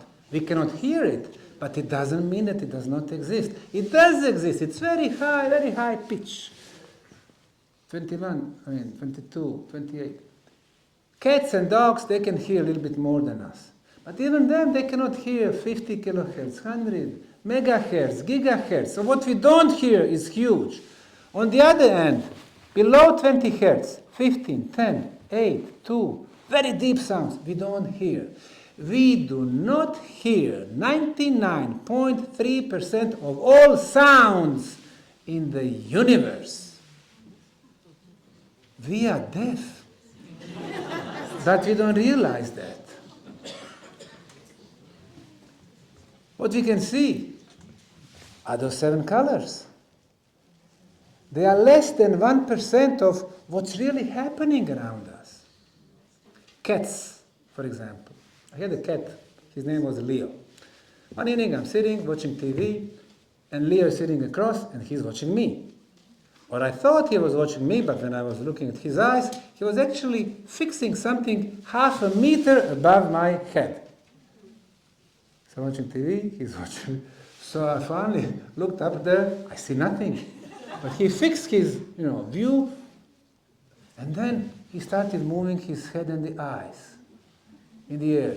I'm looking, I see nothing. He was seeing something, because he can see a little bit more than we can. What he was seeing, I can guess. Spirits, soul, ghosts, orbs, extraterrestrials. He was seeing something. So, our picture of physical reality is so little. Smell. I have 3 dogs. Dogs can smell so much more than we can. If some of you have dogs, you will probably know. Dogs can, male dog, can sense female ready for the business. 3 kilometers away. And now we are going to the future where our young generation, young boys, won't smell girl if she is half a meter away. So, limited reality that we have. If we could develop some other senses, it will give us opportunity to actually see much more. I call that spiritual senses.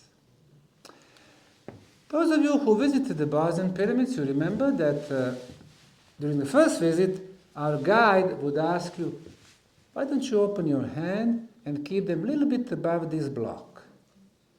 And tell us if you can feel something. And sure enough, in a few seconds, majority of the people say, hey, I feel some tingling in the fingers. It's a little bit warm. It's like little energy going through my hands. We are feeling the energy. That would be the first rudimentary spiritual sense. And when you go to some healers, they are saying, okay, I can heal you, lay down. They are doing something with their hands above us. They are manipulating our energy field, feeling the energy. we can also see the energy. But nobody teaches us that. We don't have teachers to teach us how to see the energy, how to go, for example, to the forest, open your hand, you can feel the energy of the tree, then you move back a few steps, then you are looking on the sides, and with the 2 or 3 months practice, you can start feeling the vibration, you start feeling the energy. Wow, this is much more than just the physical part of the tree that we can see. We are much more than physical part of ourselves. We are 7 energy fields around us. We are actually radius from 8 to 10 meters. You know, sometimes we drive the car, we stop at the traffic light, and there are 3 lanes, and then we look at the person in the other car. Immediately that person is looking at us. How is that possible? We never call that person. Our energy fields communicate. Or sometimes you meet the person for the first time in your life, but somehow it is very dear to you. It is like you know this person all your life, or previous life. Or you meet another person, and it's some bad energy coming from that person. I mean, the poor guy, he didn't do nothing to you, but yeah. Energies communicate. We are much more than the physical body. So we can see even the energies. We can see the colors of the energy. You know, bioenergy field, auric field. We live in a society where the words are so important. People come to us and tell us, hey, I am the most beautiful, I am the modest guy in the world, I am the... And then we believe, or not. But imagine that we can see the colors of energy fields.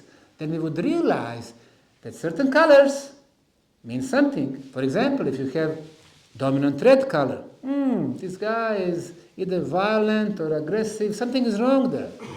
If it is green or blue, healing, sharing, love energy. If it is white, wisdom, meditations. So if we could see the energies, then person does not need to tell us anything. We can see what kind of person he or she is. We can see the chakras and colors of chakras. We can exchange thoughts. Nobody teaches us that. But every one of us has the potential to exchange thoughts. Telepathy is a spiritual sense. 30-something years ago, when I went to live in the US, Houston, Texas, then, I would call my parents once a week. So, before I call them, first I'm thinking, hey, it's time to call them. So I created a thought, which goes out to the universe. So 2 minutes later, I go to the phone, those old phones, So I call, my father answers the phone, oh, your mother told me 2 minutes ago that you were going to call. How did she know? Well, when I created the thought, it went out. Who's the best antenna in our life? Our mothers. They know everything. Telepathy. Telekinesis is another spiritual sense. We can move objects with the power of our mind. Teleportation, movement through space and time, is also something that we have potential for. One of the forms is astral projections. It is when your soul leaves your body and go to the places. During the Cold War, 60s, 70s, 80s, all parties, the US, different intelligence services, Soviet Union, KGB, Czechoslovakia, France, Bulgaria, they were all working with the gifted people. They wanted to know what's happening on the other side. So they were using, among other things, remote viewing.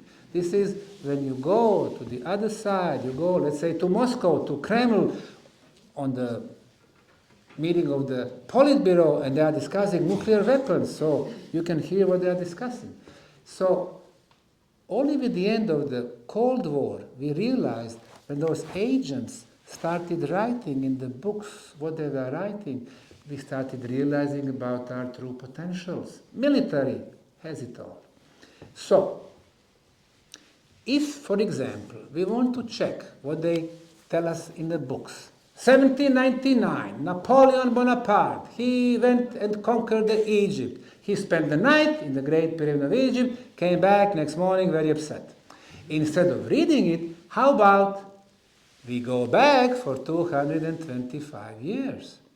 And then we see in Egypt if this short guy was really in existence, if he had spent night there or not.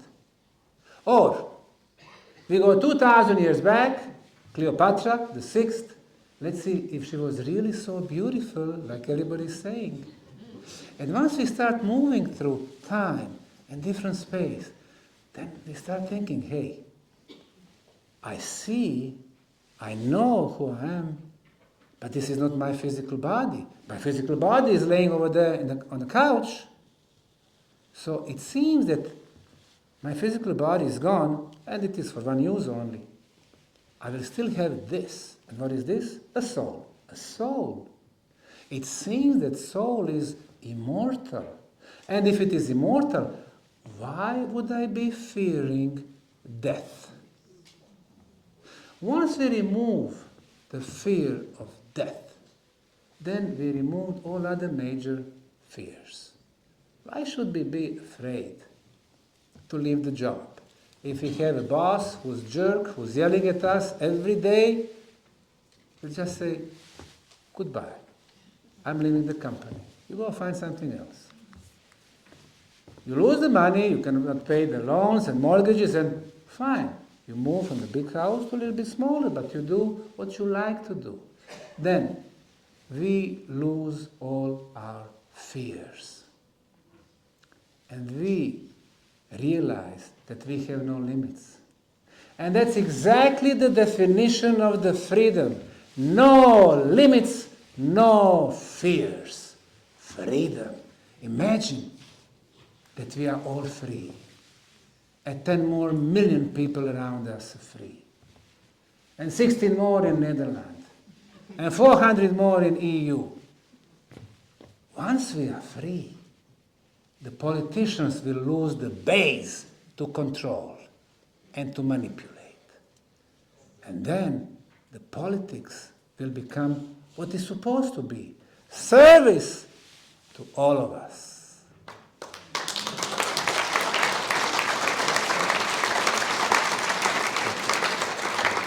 So, spirituality, very important. It seems that pyramid energy can affect development of our spirituality. In other block, K1.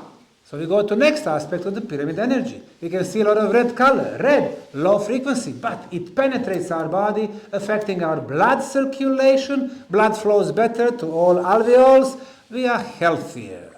Healthier, healing. Next aspect of pyramid energy. This girl from Slovakia, Veronica, she would have big problems because of her low lung capacity. She was using only 47% of her lungs.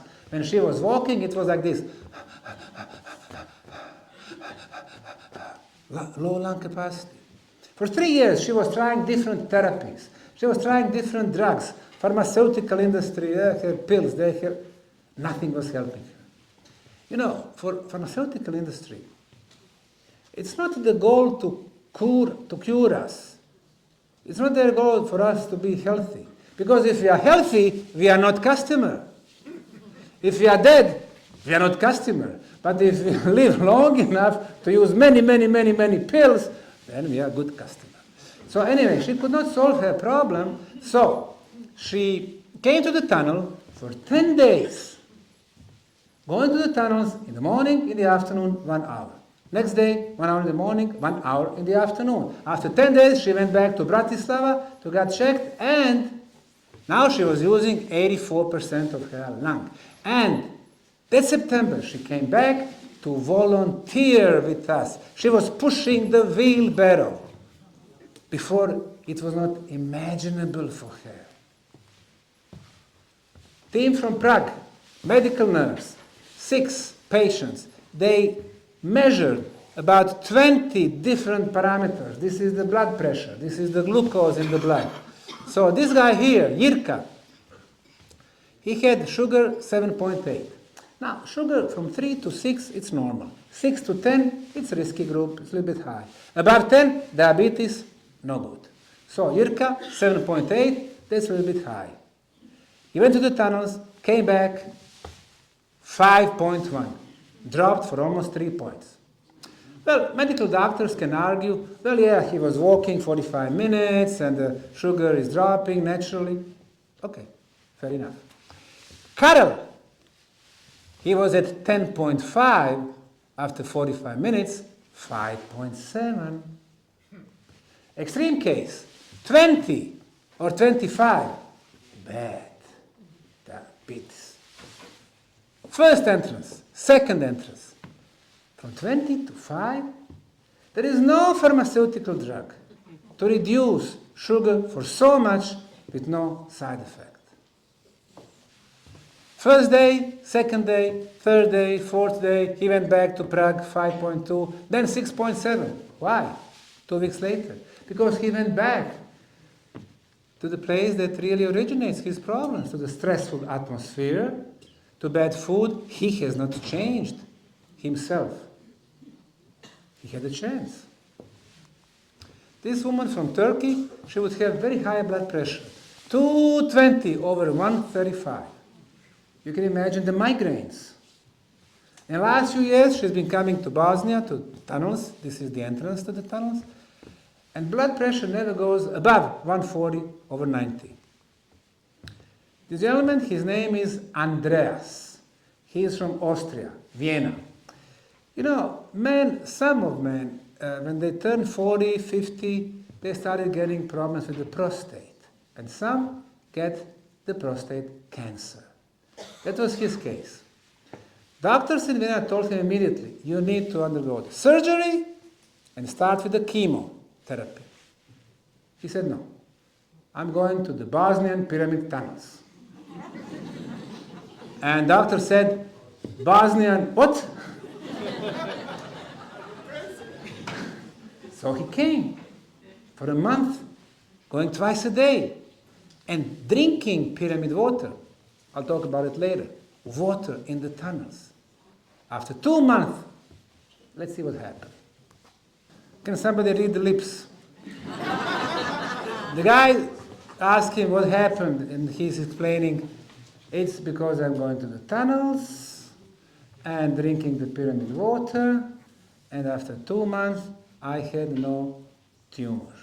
I went to Vienna, and the doctor, who was one of the famous urologists in Vienna, he didn't know why did it happen. That's okay. So let them believe me, my word. And then they realized that the pyramid energy might affect another aspect of our life. Besides the physical, as you probably know, the Eastern traditions, China, Tibet, India, they talk about energetical body with the auric field, with the chakras. It's very hard to prove that, but a brilliant Russian physicist, Professor Konstantin Korotkov from University of St. Petersburg, he invented an instrument to measure those energy fields. It's called BioWell. So we measured energy field around human body before entering the tunnels.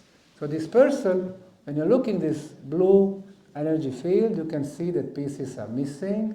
It's been damaged, missing. Why? Because of the stress. We all live stressful lives, more or less. It affects our protective shield. She went inside, she was in bad shape, 23 joules, very low level of energy, based on our experience, because we have measured 5,450 people before entering the tunnels and after coming back.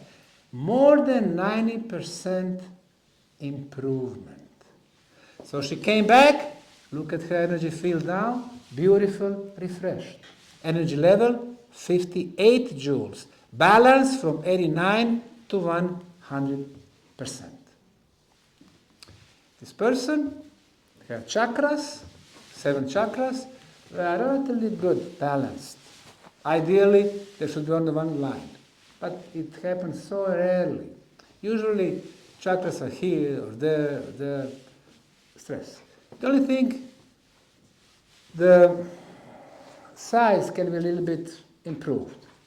And look after the tunnels to the right, the size 3, 4, 5 times bigger, much more open, meaning energy flow better, affecting all our aspects, physical and blood, intellectual, emotional, spiritual, every aspect of our life. It's all connected. Stress level, 7 persons.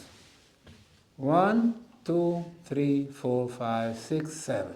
This was their stress level before the tunnels, and the red one after the tunnels. You see how the stress level dropped. And here we have several parameters. Above is before the tunnels, pressure. After the tunnels is violent. Energy, 46 to 70. Left and right symmetry, they are good before and after. Organs balance, they are good before and after. But in general, all elements are improved. Italian doctor Simone Zuccarato came voluntarily and he brought electronic microscope and he was doing live blood test. So he was checking red blood cells and white blood cells before and after the tunnels. This is the case after the tunnels. And this is the case when there is a problem with the red blood cells. If they are all nice, spherical, circular, like those here, it's a good case. If they started changing, they become oval, they break, not good. If they are one next to each other, barely touching each other, it's good. If they are one on top of each other, not good. If they leave enough room for the white blood cells to attack toxins, good. And then through the blood, liver, out of the body. So, pyramid energy affects our blood. Why is that happening? We always say that we are not in the healing business. You know, health is very delicate. And we don't give medical guarantees. Our foundation is registered for archaeology, scientific research, archaeological tourism, not for the medical research. But we measure. What we have measured in the tunnels, absence of 5 harmful radiations. Every day we are exposed to the cosmic radiation. Some of them are harmful for our body. They attack our body cells fight those enemies. In the tunnels, 20 meters below the ground, no harmful cosmic radiations, no enemies. Second one, natural radioactivity coming from the underground, attacking our body. Well, we measure radioactivity using Geiger-Miller counters. And the values are dozens of times lower than the minimum allowed. No bad radiations. No geopathogenic radiations. These are Hartmann intersections, Curry intersections, Schneider intersections, all neutralized. These are bad energy from underground water flows, neutralized. No signal for the mobile phone. 3G, no 4G, no 5G. This is a picture I made in Brisbane, Australia, a few years back.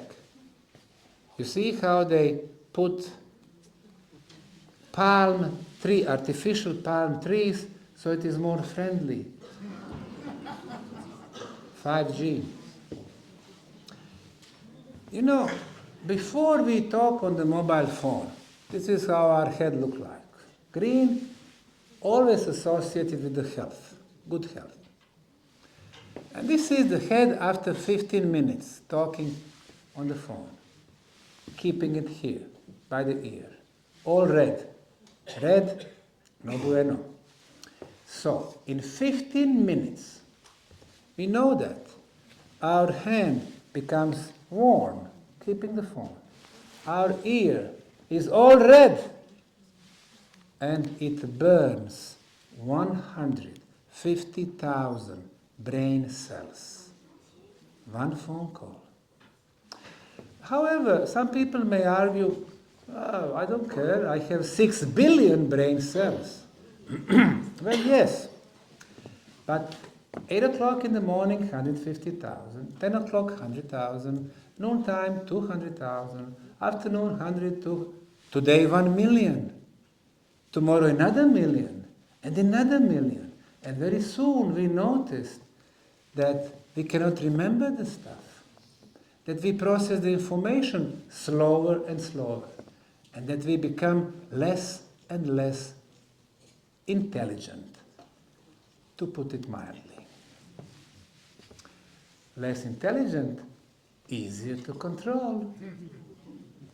In the tunnels, no signal for the Wi-Fi. So no bad radiations whatsoever. For the first time in our life, when you enter the tunnels, no enemies. Our body cells can start doing their job. What is their job? To fix the problems in our body. To start the regeneration process. To start the detoxification process. And we measure 5 additional energy properties. One I already mentioned, original Schumann resonance. Then 28 kilohertz frequency, that's the frequency from the planet. Our planet is our mother, and she can only give us the good stuff. And then we measure 28 kilohertz frequency in ultrasound. How come? Because electromagnetism is hitting quartz crystal, and we are getting ultrasound 28 kilohertz, which is the levitation frequency. We feel light in the tunnels. And using some of the instruments shown here, especially this one here, we realize that we have high negative ion concentrations in the tunnels.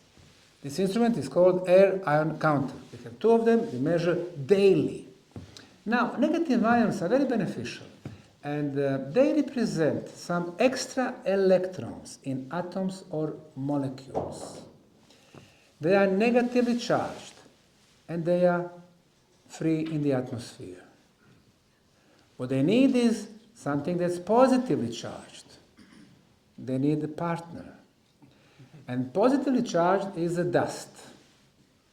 Negative, positive, attract each other, they become heavy, drop to the floor. So negative ions clean the atmosphere from dust, from smoke, from pollen, from microbes. And microbes are viruses, bacteria, fungi. More negative ions, less microbes, better for us. In this conference hall, when you came here a couple of hours ago, we had about 50 negative ions per cubic centimeter. When I let you go home, approximately 2:30 a.m. in the morning,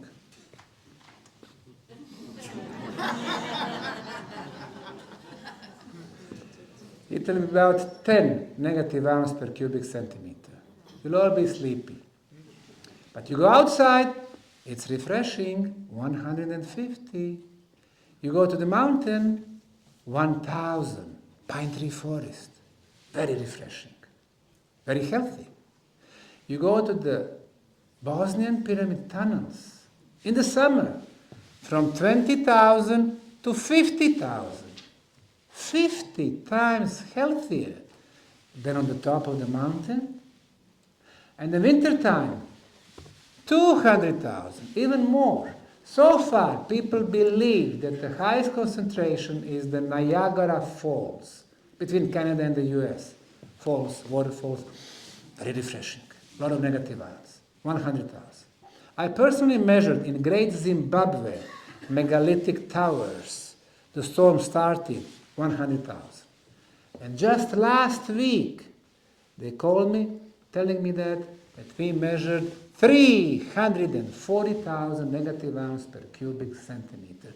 Those 10 elements together, absence of bad radiations and presence of excellent energies, create the safest and the healthiest place on the planet.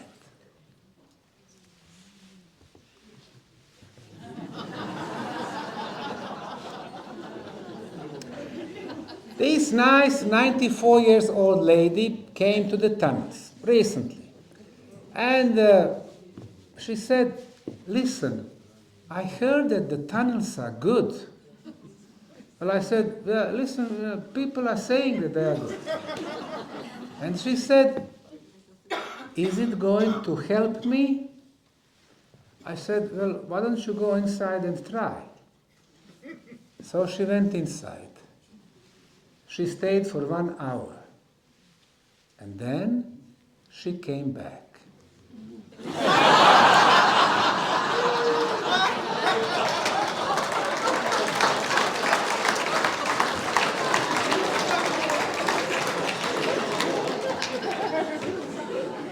Now remember, I said no guarantees. Water gives us life. We found water in 5 tunnels under Bosnian Valley of the Pyramids. This water is crystal clear and clean. It's not surface water, it's 25 meters below the ground. During the summer, when it's dry, the water level does not drop. During the winter, spring, a lot of rain, snow melting, it does not go up. So it's been there for thousands of years. You would expect that water is green, full of algae and microbes. No, beautiful. We did microbiological and chemical analysis. It's healthy. We sent samples to late Dr. Masaru Emoto in Japan, who became very popular 1990s and later. He was freezing different samples of water, minus 20 degrees Celsius. And then he was filming them through the electronic microscope. And then he realized different samples, different molecular structure. If the water was exposed to good elements, it would show a real nice geometrical structure. If not, looking bad. This is the tap water, the city water from New York City. Now the medical authorities are convincing us our water is good. No viruses, no bacteria, no fungi. True, because it has been treated with the chlorine, which is, I didn't say poison, you did. In our water, we catch it somewhere in the mountains. Through the metal pipes, it goes and melts the metal. We drink traces of heavy metals. In our kitchens, it comes through plastic pipes. It melts plastic. We drink plastic, traces of heavy metals. So, in the last few years, the medical studies are showing that the majority of the cancers are caused by the plastic particles. The plastic. Water that we drink is energetically dead. No structure, no shape. This is the water from the dam in Japan. Water going through those generators, and it looks like this. Probably we would look like this if we go through this. Contaminated lake in Japan, Lake Biwa. Ugly structure. This is the water from the town of Visoko, where the pyramids were found, but treated water. Look, ugly. We took samples from our pyramid water. We sent it to Japan 10 years ago. At that time, you could still send samples of liquid. You go to the post office, what do you have? I have this bottle, no problem, put it in the box, pum, it goes. Today, you come with the liquid to the post office, I want to send this, terrorists. Okay, so, we sent it. Now, this water went, of course, through the airport, Röntgen machine, Röntgen, bad, radiations. It went through Frankfurt International, Röntgen. It went through Tokyo, Röntgen, but it's still, the water from the pyramid kept its beautiful hexagonal shape. And look at it, crystal-like structure. Just by looking at it. This is energetically alive water. I call it happy water. Water that vibrates high. What do you mean vibrates high? Well, Tesla said, if you want to find out the secrets of the universe, you need to view them through the energy, frequencies, and vibrations. Our project in Bosnia is not an archaeological project. Our project is energy. Pyramids amplify the energies. Our project are very specific frequencies that are beneficial and that cause our vibrations to go up. When we are sad, when we are angry, when we are upset, we vibrate low. When we are violent, very low. But when we have love for the whole world, we vibrate high. What's the purpose of our life? Last 100 years, Western world is teaching us the purpose. Consumerism. You have to have more. You have to make more money. You have to have bigger houses. Yes, but then you are still empty. But if you share, if you give, if you love, if you are loved, you vibrate high. That's the purpose of our life. Not to grab, because we will never have enough. But to vibrate high sincerely. Nobody needs to tell you about the other person. You just look at it. The feeling you have from this brain, brain number 1, brain number 2, will tell you everything. The volunteers are coming every year. This year, June, July, August, September, October. In that little flyer that you got, you have the website bosnianpyramids.ba. If you want to come to volunteer, go to the website. It's going to give you instructions. But in general, you can stay as long as you want. A couple of months, no problem. 3 days, no problem. And of course, see beauties of our little, but really special country. I came from states where I had successful business, 120 employees, to live in Bosnia. Has to be a good reason for that. First day, we show archaeological sites, pyramids, tunnels, and second day,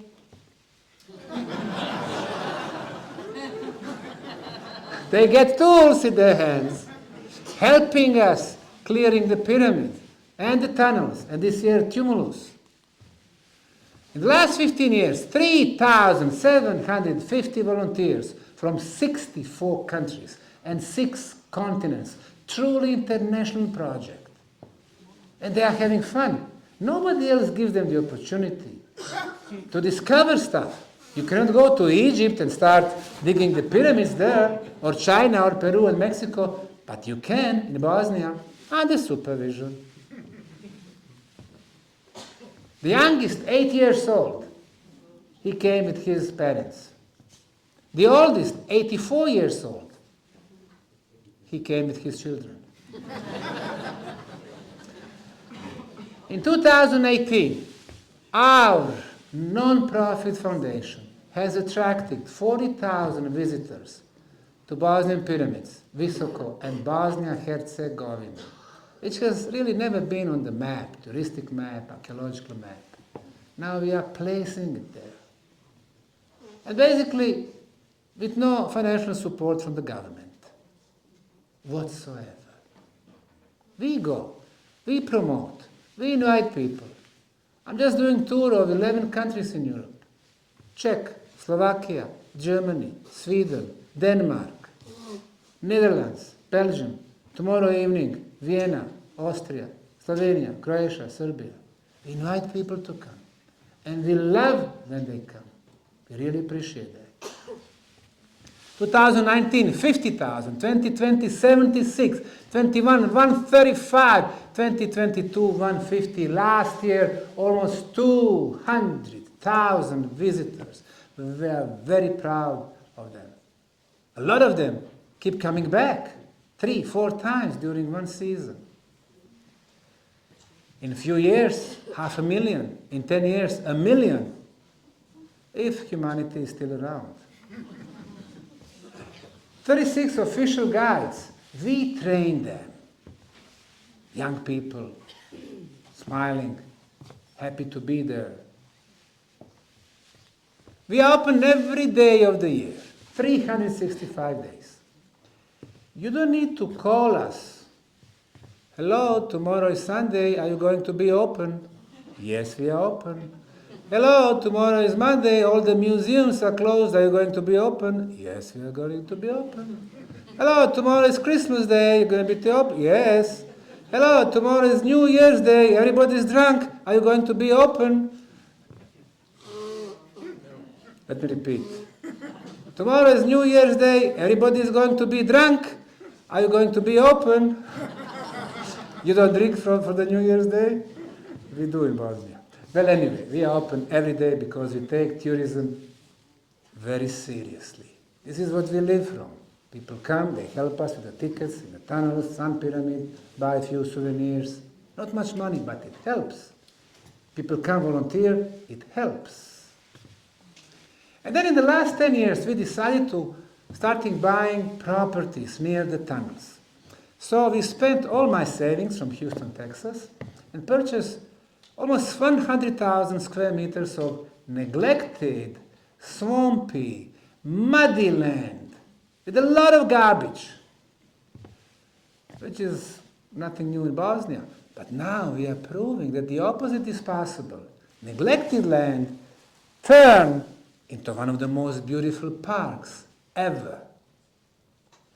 So, in the park we have more than 60 installations. We planted a lot of trees and plants, water fountains, labyrinths of love and energy. Children playground. Every year, more than 100 schools coming to us. Entrance to the park is for free. Costs us a lot of money. And still does for the maintenance. Parking lots are for free. We pave them. We don't charge them. I know it sounds impossible. We parked across the street. How much we paid? 20 euros. Toilets are for free for the kids. Installations, children playground, we give them for free because we love children to come. And they visit the tunnels, they see all other people, and they are very happy. We even clean after they are gone next morning. Classical music concerts, lectures, book promotions.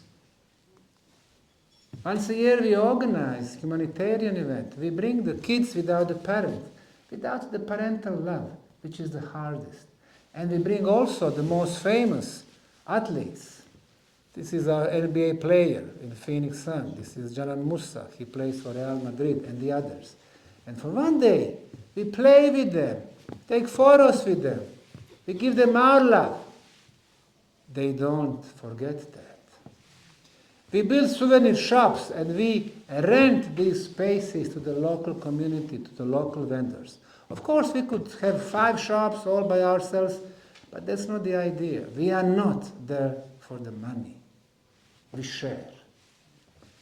What we learned is you share, you are going to have.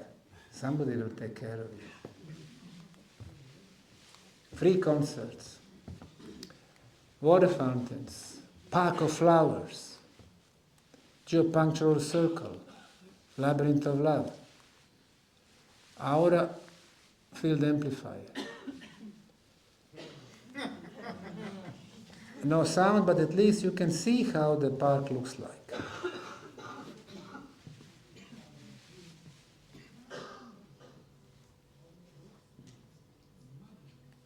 This is how it looked like before. Muddy land. Swamp. Entrance to one of the tunnels, Tunnel Rame. We built tennis courts, beach volleyball, basketball, art, different labyrinth, yoga stages, meditation stages, concert stages, spirals, Vedic house, energy 8, labyrinth of love, sculptors at work in the park, pavilions with different statues, art again, phototherapy, our flag, love, peace, freedom,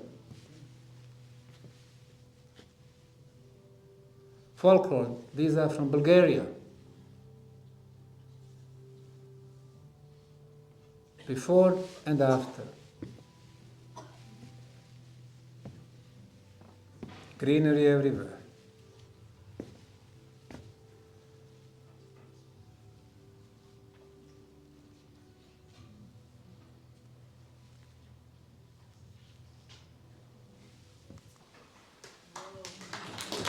Thank you.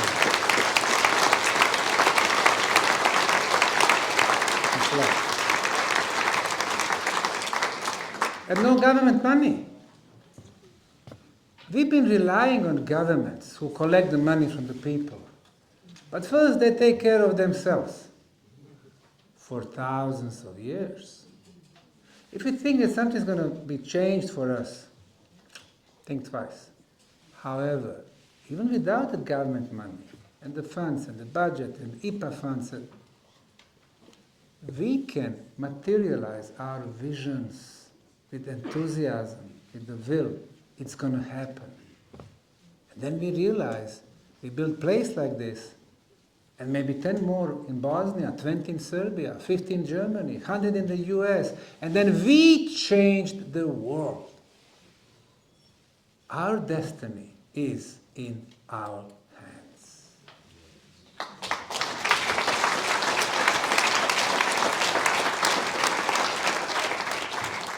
I don't have much to offer you as far as the books and literature. We have just a few copies of German book. Maybe our 200, maybe one or two understands German. But German is, so if you understand, you are happy to get it. I'll sign it for you. And you got this flyer with the website, bosnianpyramids.ba. You can learn more about the project, more about volunteering. And if you want, you can join me. Once a year, and only once a year, I organize tours. This year it will be for the summer solstice, June 16th, June 23rd. I'm going to be host with other of my guides, and people have a blast. You're going to see all the pyramids, sun and the moon and the dragon and the tumulus and the stone balls and the park and all the tunnels, going to tunnels several times. In the evenings you're going to have festivals, so it will be fun.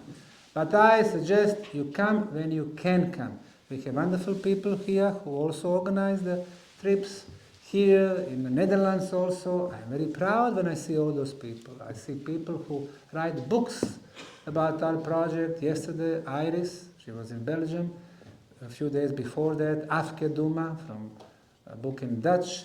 Before that, Rie Jaspersen in Copenhagen. So these are 3 countries I visited, and I see people who write about it. My heart is huge, and I'm so proud and humble when I see that good intentional people want to help this project, but actually to help ourselves. Everything we do, it has energy stamp. Even when we do sports, when we were opening our tennis court, tennis stadium, which we built with no government help.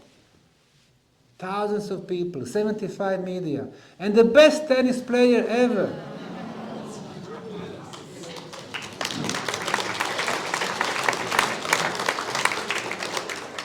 Novak Djokovic. Now, have in mind, he's from Serbia, I'm from Bosnia. And we've been having troubles among our nations in the last 150 years, totally unnecessary. But we are showing instead of hatred, there are other ways. Cooperation, friendship, sincerity, and love. This is the powerful messages that we are sending from our park and our location. We started in 2005 and 2006 as the archaeological project, which we expanded to different scientific disciplines, and then energy aspect, and then spiritual aspect, and then healing aspect, and with the park, cultural, sports, nutrition, recreation, art. We are offering different concept of the future. Last few years they are telling us new Western values, transhumanism, GMO, treated water, poison everywhere, spraying us from the sky, upgraded humans, digital ID, digital money, biochip, full control, and manipulation. They think they can turn us on and off when they want. We are saying no. Our concept means harmony among us, back to the humanity, and harmony with the nature. Thank you very much.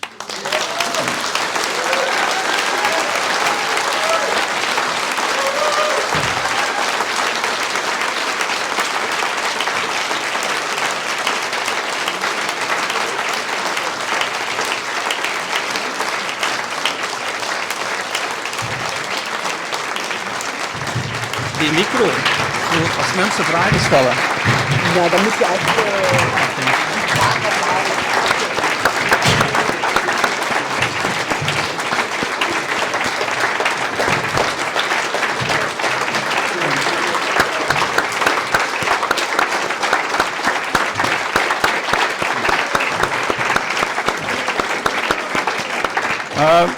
Before we leave, is there still some room for two or three questions? Yes.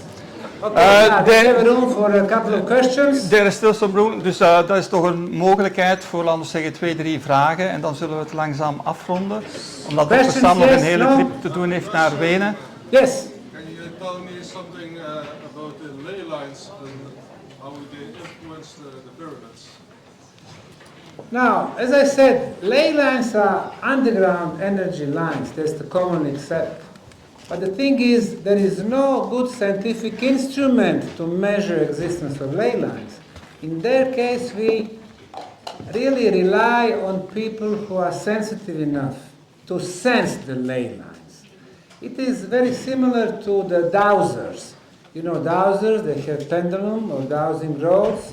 They are looking for underground waters. Dowsing rod is not a scientific instrument. But if experienced dowser tells you, hey, you have a water here 20 meters below, be sure he is 80% right. And if 5 more dowsers come and they measure the same thing, it's 98%. Even though it's not science, it's very good idea what it could be. So the map that we got from probably one of the best one of the best people who can experience ley lines. That's a lady from Finland. Yeah, because I measure the Hoger's value of Yes. ley lines. Hmm. So they have different values. Yes. So they have also an energetic value. Yes. And if you see the scalar waves, there must be a relation between the Bovis energy and the scalar waves, I assume. Now, the Bovis scale, for those of you who don't know, that's the measurements of the energy level. So it is said that everything has the energy level. For example, healthy human, it's said 6,500 Bovis. When we are tired, 6,000. When we are sick, 5,500. However, when we are full of the energy, 8,000. When we eat and drink healthy, vegetarians, vegans, 10,000. When we are spiritual, 12,000. When we can heal with the energy, 14,000. That's the Bovis scale. Even the space can have the energy on the Bovis scale. For example, the Buddhist temples, a lot of meditation, clean, 14,000. Bosnian pyramid tunnels, 25,000. And this is the ideal level really for us humans. You don't want to have too much. For example, on the top of the Bosnian pyramid sun, 50,000. Top of the tumulus, 50,000. What happens when you have too much of the good stuff? You know, it gives you counter effects. When it's too much of the good for too long, boom. What happened in our case a couple of times on top of the tumulus, which is easily accessible, we had one supervisor, big guy, very strong. He was standing there for 15 minutes and then he collapsed. We didn't know why. It's a Bowie scale. We don't have other instruments to measure, but then when the others came, they told us here's the focused and the strongest energy. So it's always good to have information from different aspects, even if not entirely scientific, but it's going to give us a very good idea. Mm-hmm. Okay, Dr. Sam, perhaps also one question. I showed a slide on the pyramid matrix. Yes. What's your idea about it, about the strength and the interaction with the physical pyramids? What's your idea about it? Interaction between pyramids? Yeah, no, between the human inner pyramids and the connection, the interaction with the physical pyramids. Everything is energy. Pyramids are ancient energies. We are energies, and energies communicate. Every time I drive that highway looking at the pyramid of the sun, I get something warm around my heart. Yes. And I know every time the skeptics, those who attack us, there are a lot of people even today, archaeology, they attack us. When they drive, when they see pyramids, they move their head. So this is the energy interaction. So, and we can learn from it. We can affect the pyramid energy. The pyramid energy affects us. Many people told me, people who visited the tunnels and pyramids before, when they're listening to me, it is like the pyramid is talking. And sometimes when we are focused on something for so many years, then we start to vibrate, like in this case, like the pyramids. And they used us as a conduit to relay the message. I go to places, do the lectures, people hear me, and then they come to volunteer. And I'll be talking to volunteers. They are from Peru, New Zealand, South Korea, all European countries, Canada. I ask them, why did you come? Everybody is telling the same answer. Because we felt the calling. The pyramid was calling us. Not everyone, but those who are ready. I'm not saying they are better or worse, but those who are ready, who recognizes probably the vibrations of the pyramid. So yes, of course there is an interaction which happens all the time. What I was explaining tonight with the sacred geometry element, you influence, you affect the energy of the space, which affects our energy fields. So we are in constant interactions, but they don't teach us that. They don't tell us that we are also the energy, that we are the soul, that we are the spirit also. They don't tell us that. They want to keep us within the physical realm so we can work 2 jobs, we don't think about anything, and they control us. That's correct. This is what I told. Okay, Dr. Sen, thank you very much. Perhaps one last question then? Yes. It's a technical question. It puzzled me already a long time. The lining out through the north Yes. is one thing, but the Earth is not that stable. It changes sometimes. So I can't wrap my head around it. Okay, what we have, I mentioned true cosmic north. Right now this is the North Star, but also geographical north. But we have something that's called magnetic north. Now magnetic north oscillates. It goes between Canada and Siberia and back. Usually it would move for 8 or 10 kilometers per year. But the last few years it moves for like 50 to 54 kilometers because of all the changes our planet is experiencing. So I believe that there was a good reason for them to orient it to the north. Why? Now, Egyptologists, they know that Egyptian pyramids are oriented to the north. 0 degrees, 3 minutes. They don't know why. When you hear Egyptologists saying it is for the religious purposes, if you hear that, you know that they have no clue. Independent researchers, Hancock, Schock, Bouvard, your guy from Belgium, David Hatch and the others, They said, oh, this is perfect, this is genius, this is... But why? They don't have an engineering mind. If they do, they would realize that everything is energy. And our planet, it is really like a big oscillating energy ball. And you have energy flows. Two strongest flows are north-south and east-west. When you build a pyramid, you perfectly oriented. It initiates movement inside the pyramid. And this energy flows goes like this. It starts from the 0 point, hitting 1/3 of the height, going to 2/3, coming back 1/3, coming back down, completing the circle. And guess what? 3 chambers that are found so far in the Great Pyramid of Egypt, queens, kings, unfinished, they are all on this energy flow. It improves molecular structure. Okay, Dr. Sam, thank you very much for your very interesting lecture and your wonderful work that you are doing. I hope that we can go with as many people as possible to Bosnia. They are still, we are organizing 4 trips to Bosnia this year, next year as well. So the second and the third trip are still available for more people. So if you are interested, please contact me. And when we are there, we will meet also Dr. Sam, and we will do some special tunnel work, let's say. And voila. I have a small present for you as well, Dr. Sam. All right. How could it be? An ostrich egg?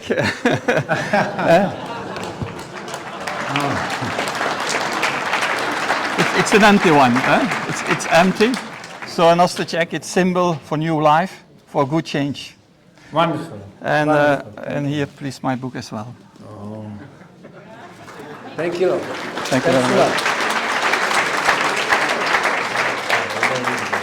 Zo, voor degenen die nog interesse hebben om wat na te babbelen, dus we kunnen hier nog gerust nog een uurtje blijven als je wenst, als je dat wenst. Je kunt nog iets drinken of gezellig napraten of vragen stellen. Voilà, nog een goede avond en een veilige trip terug thuis. Dank je.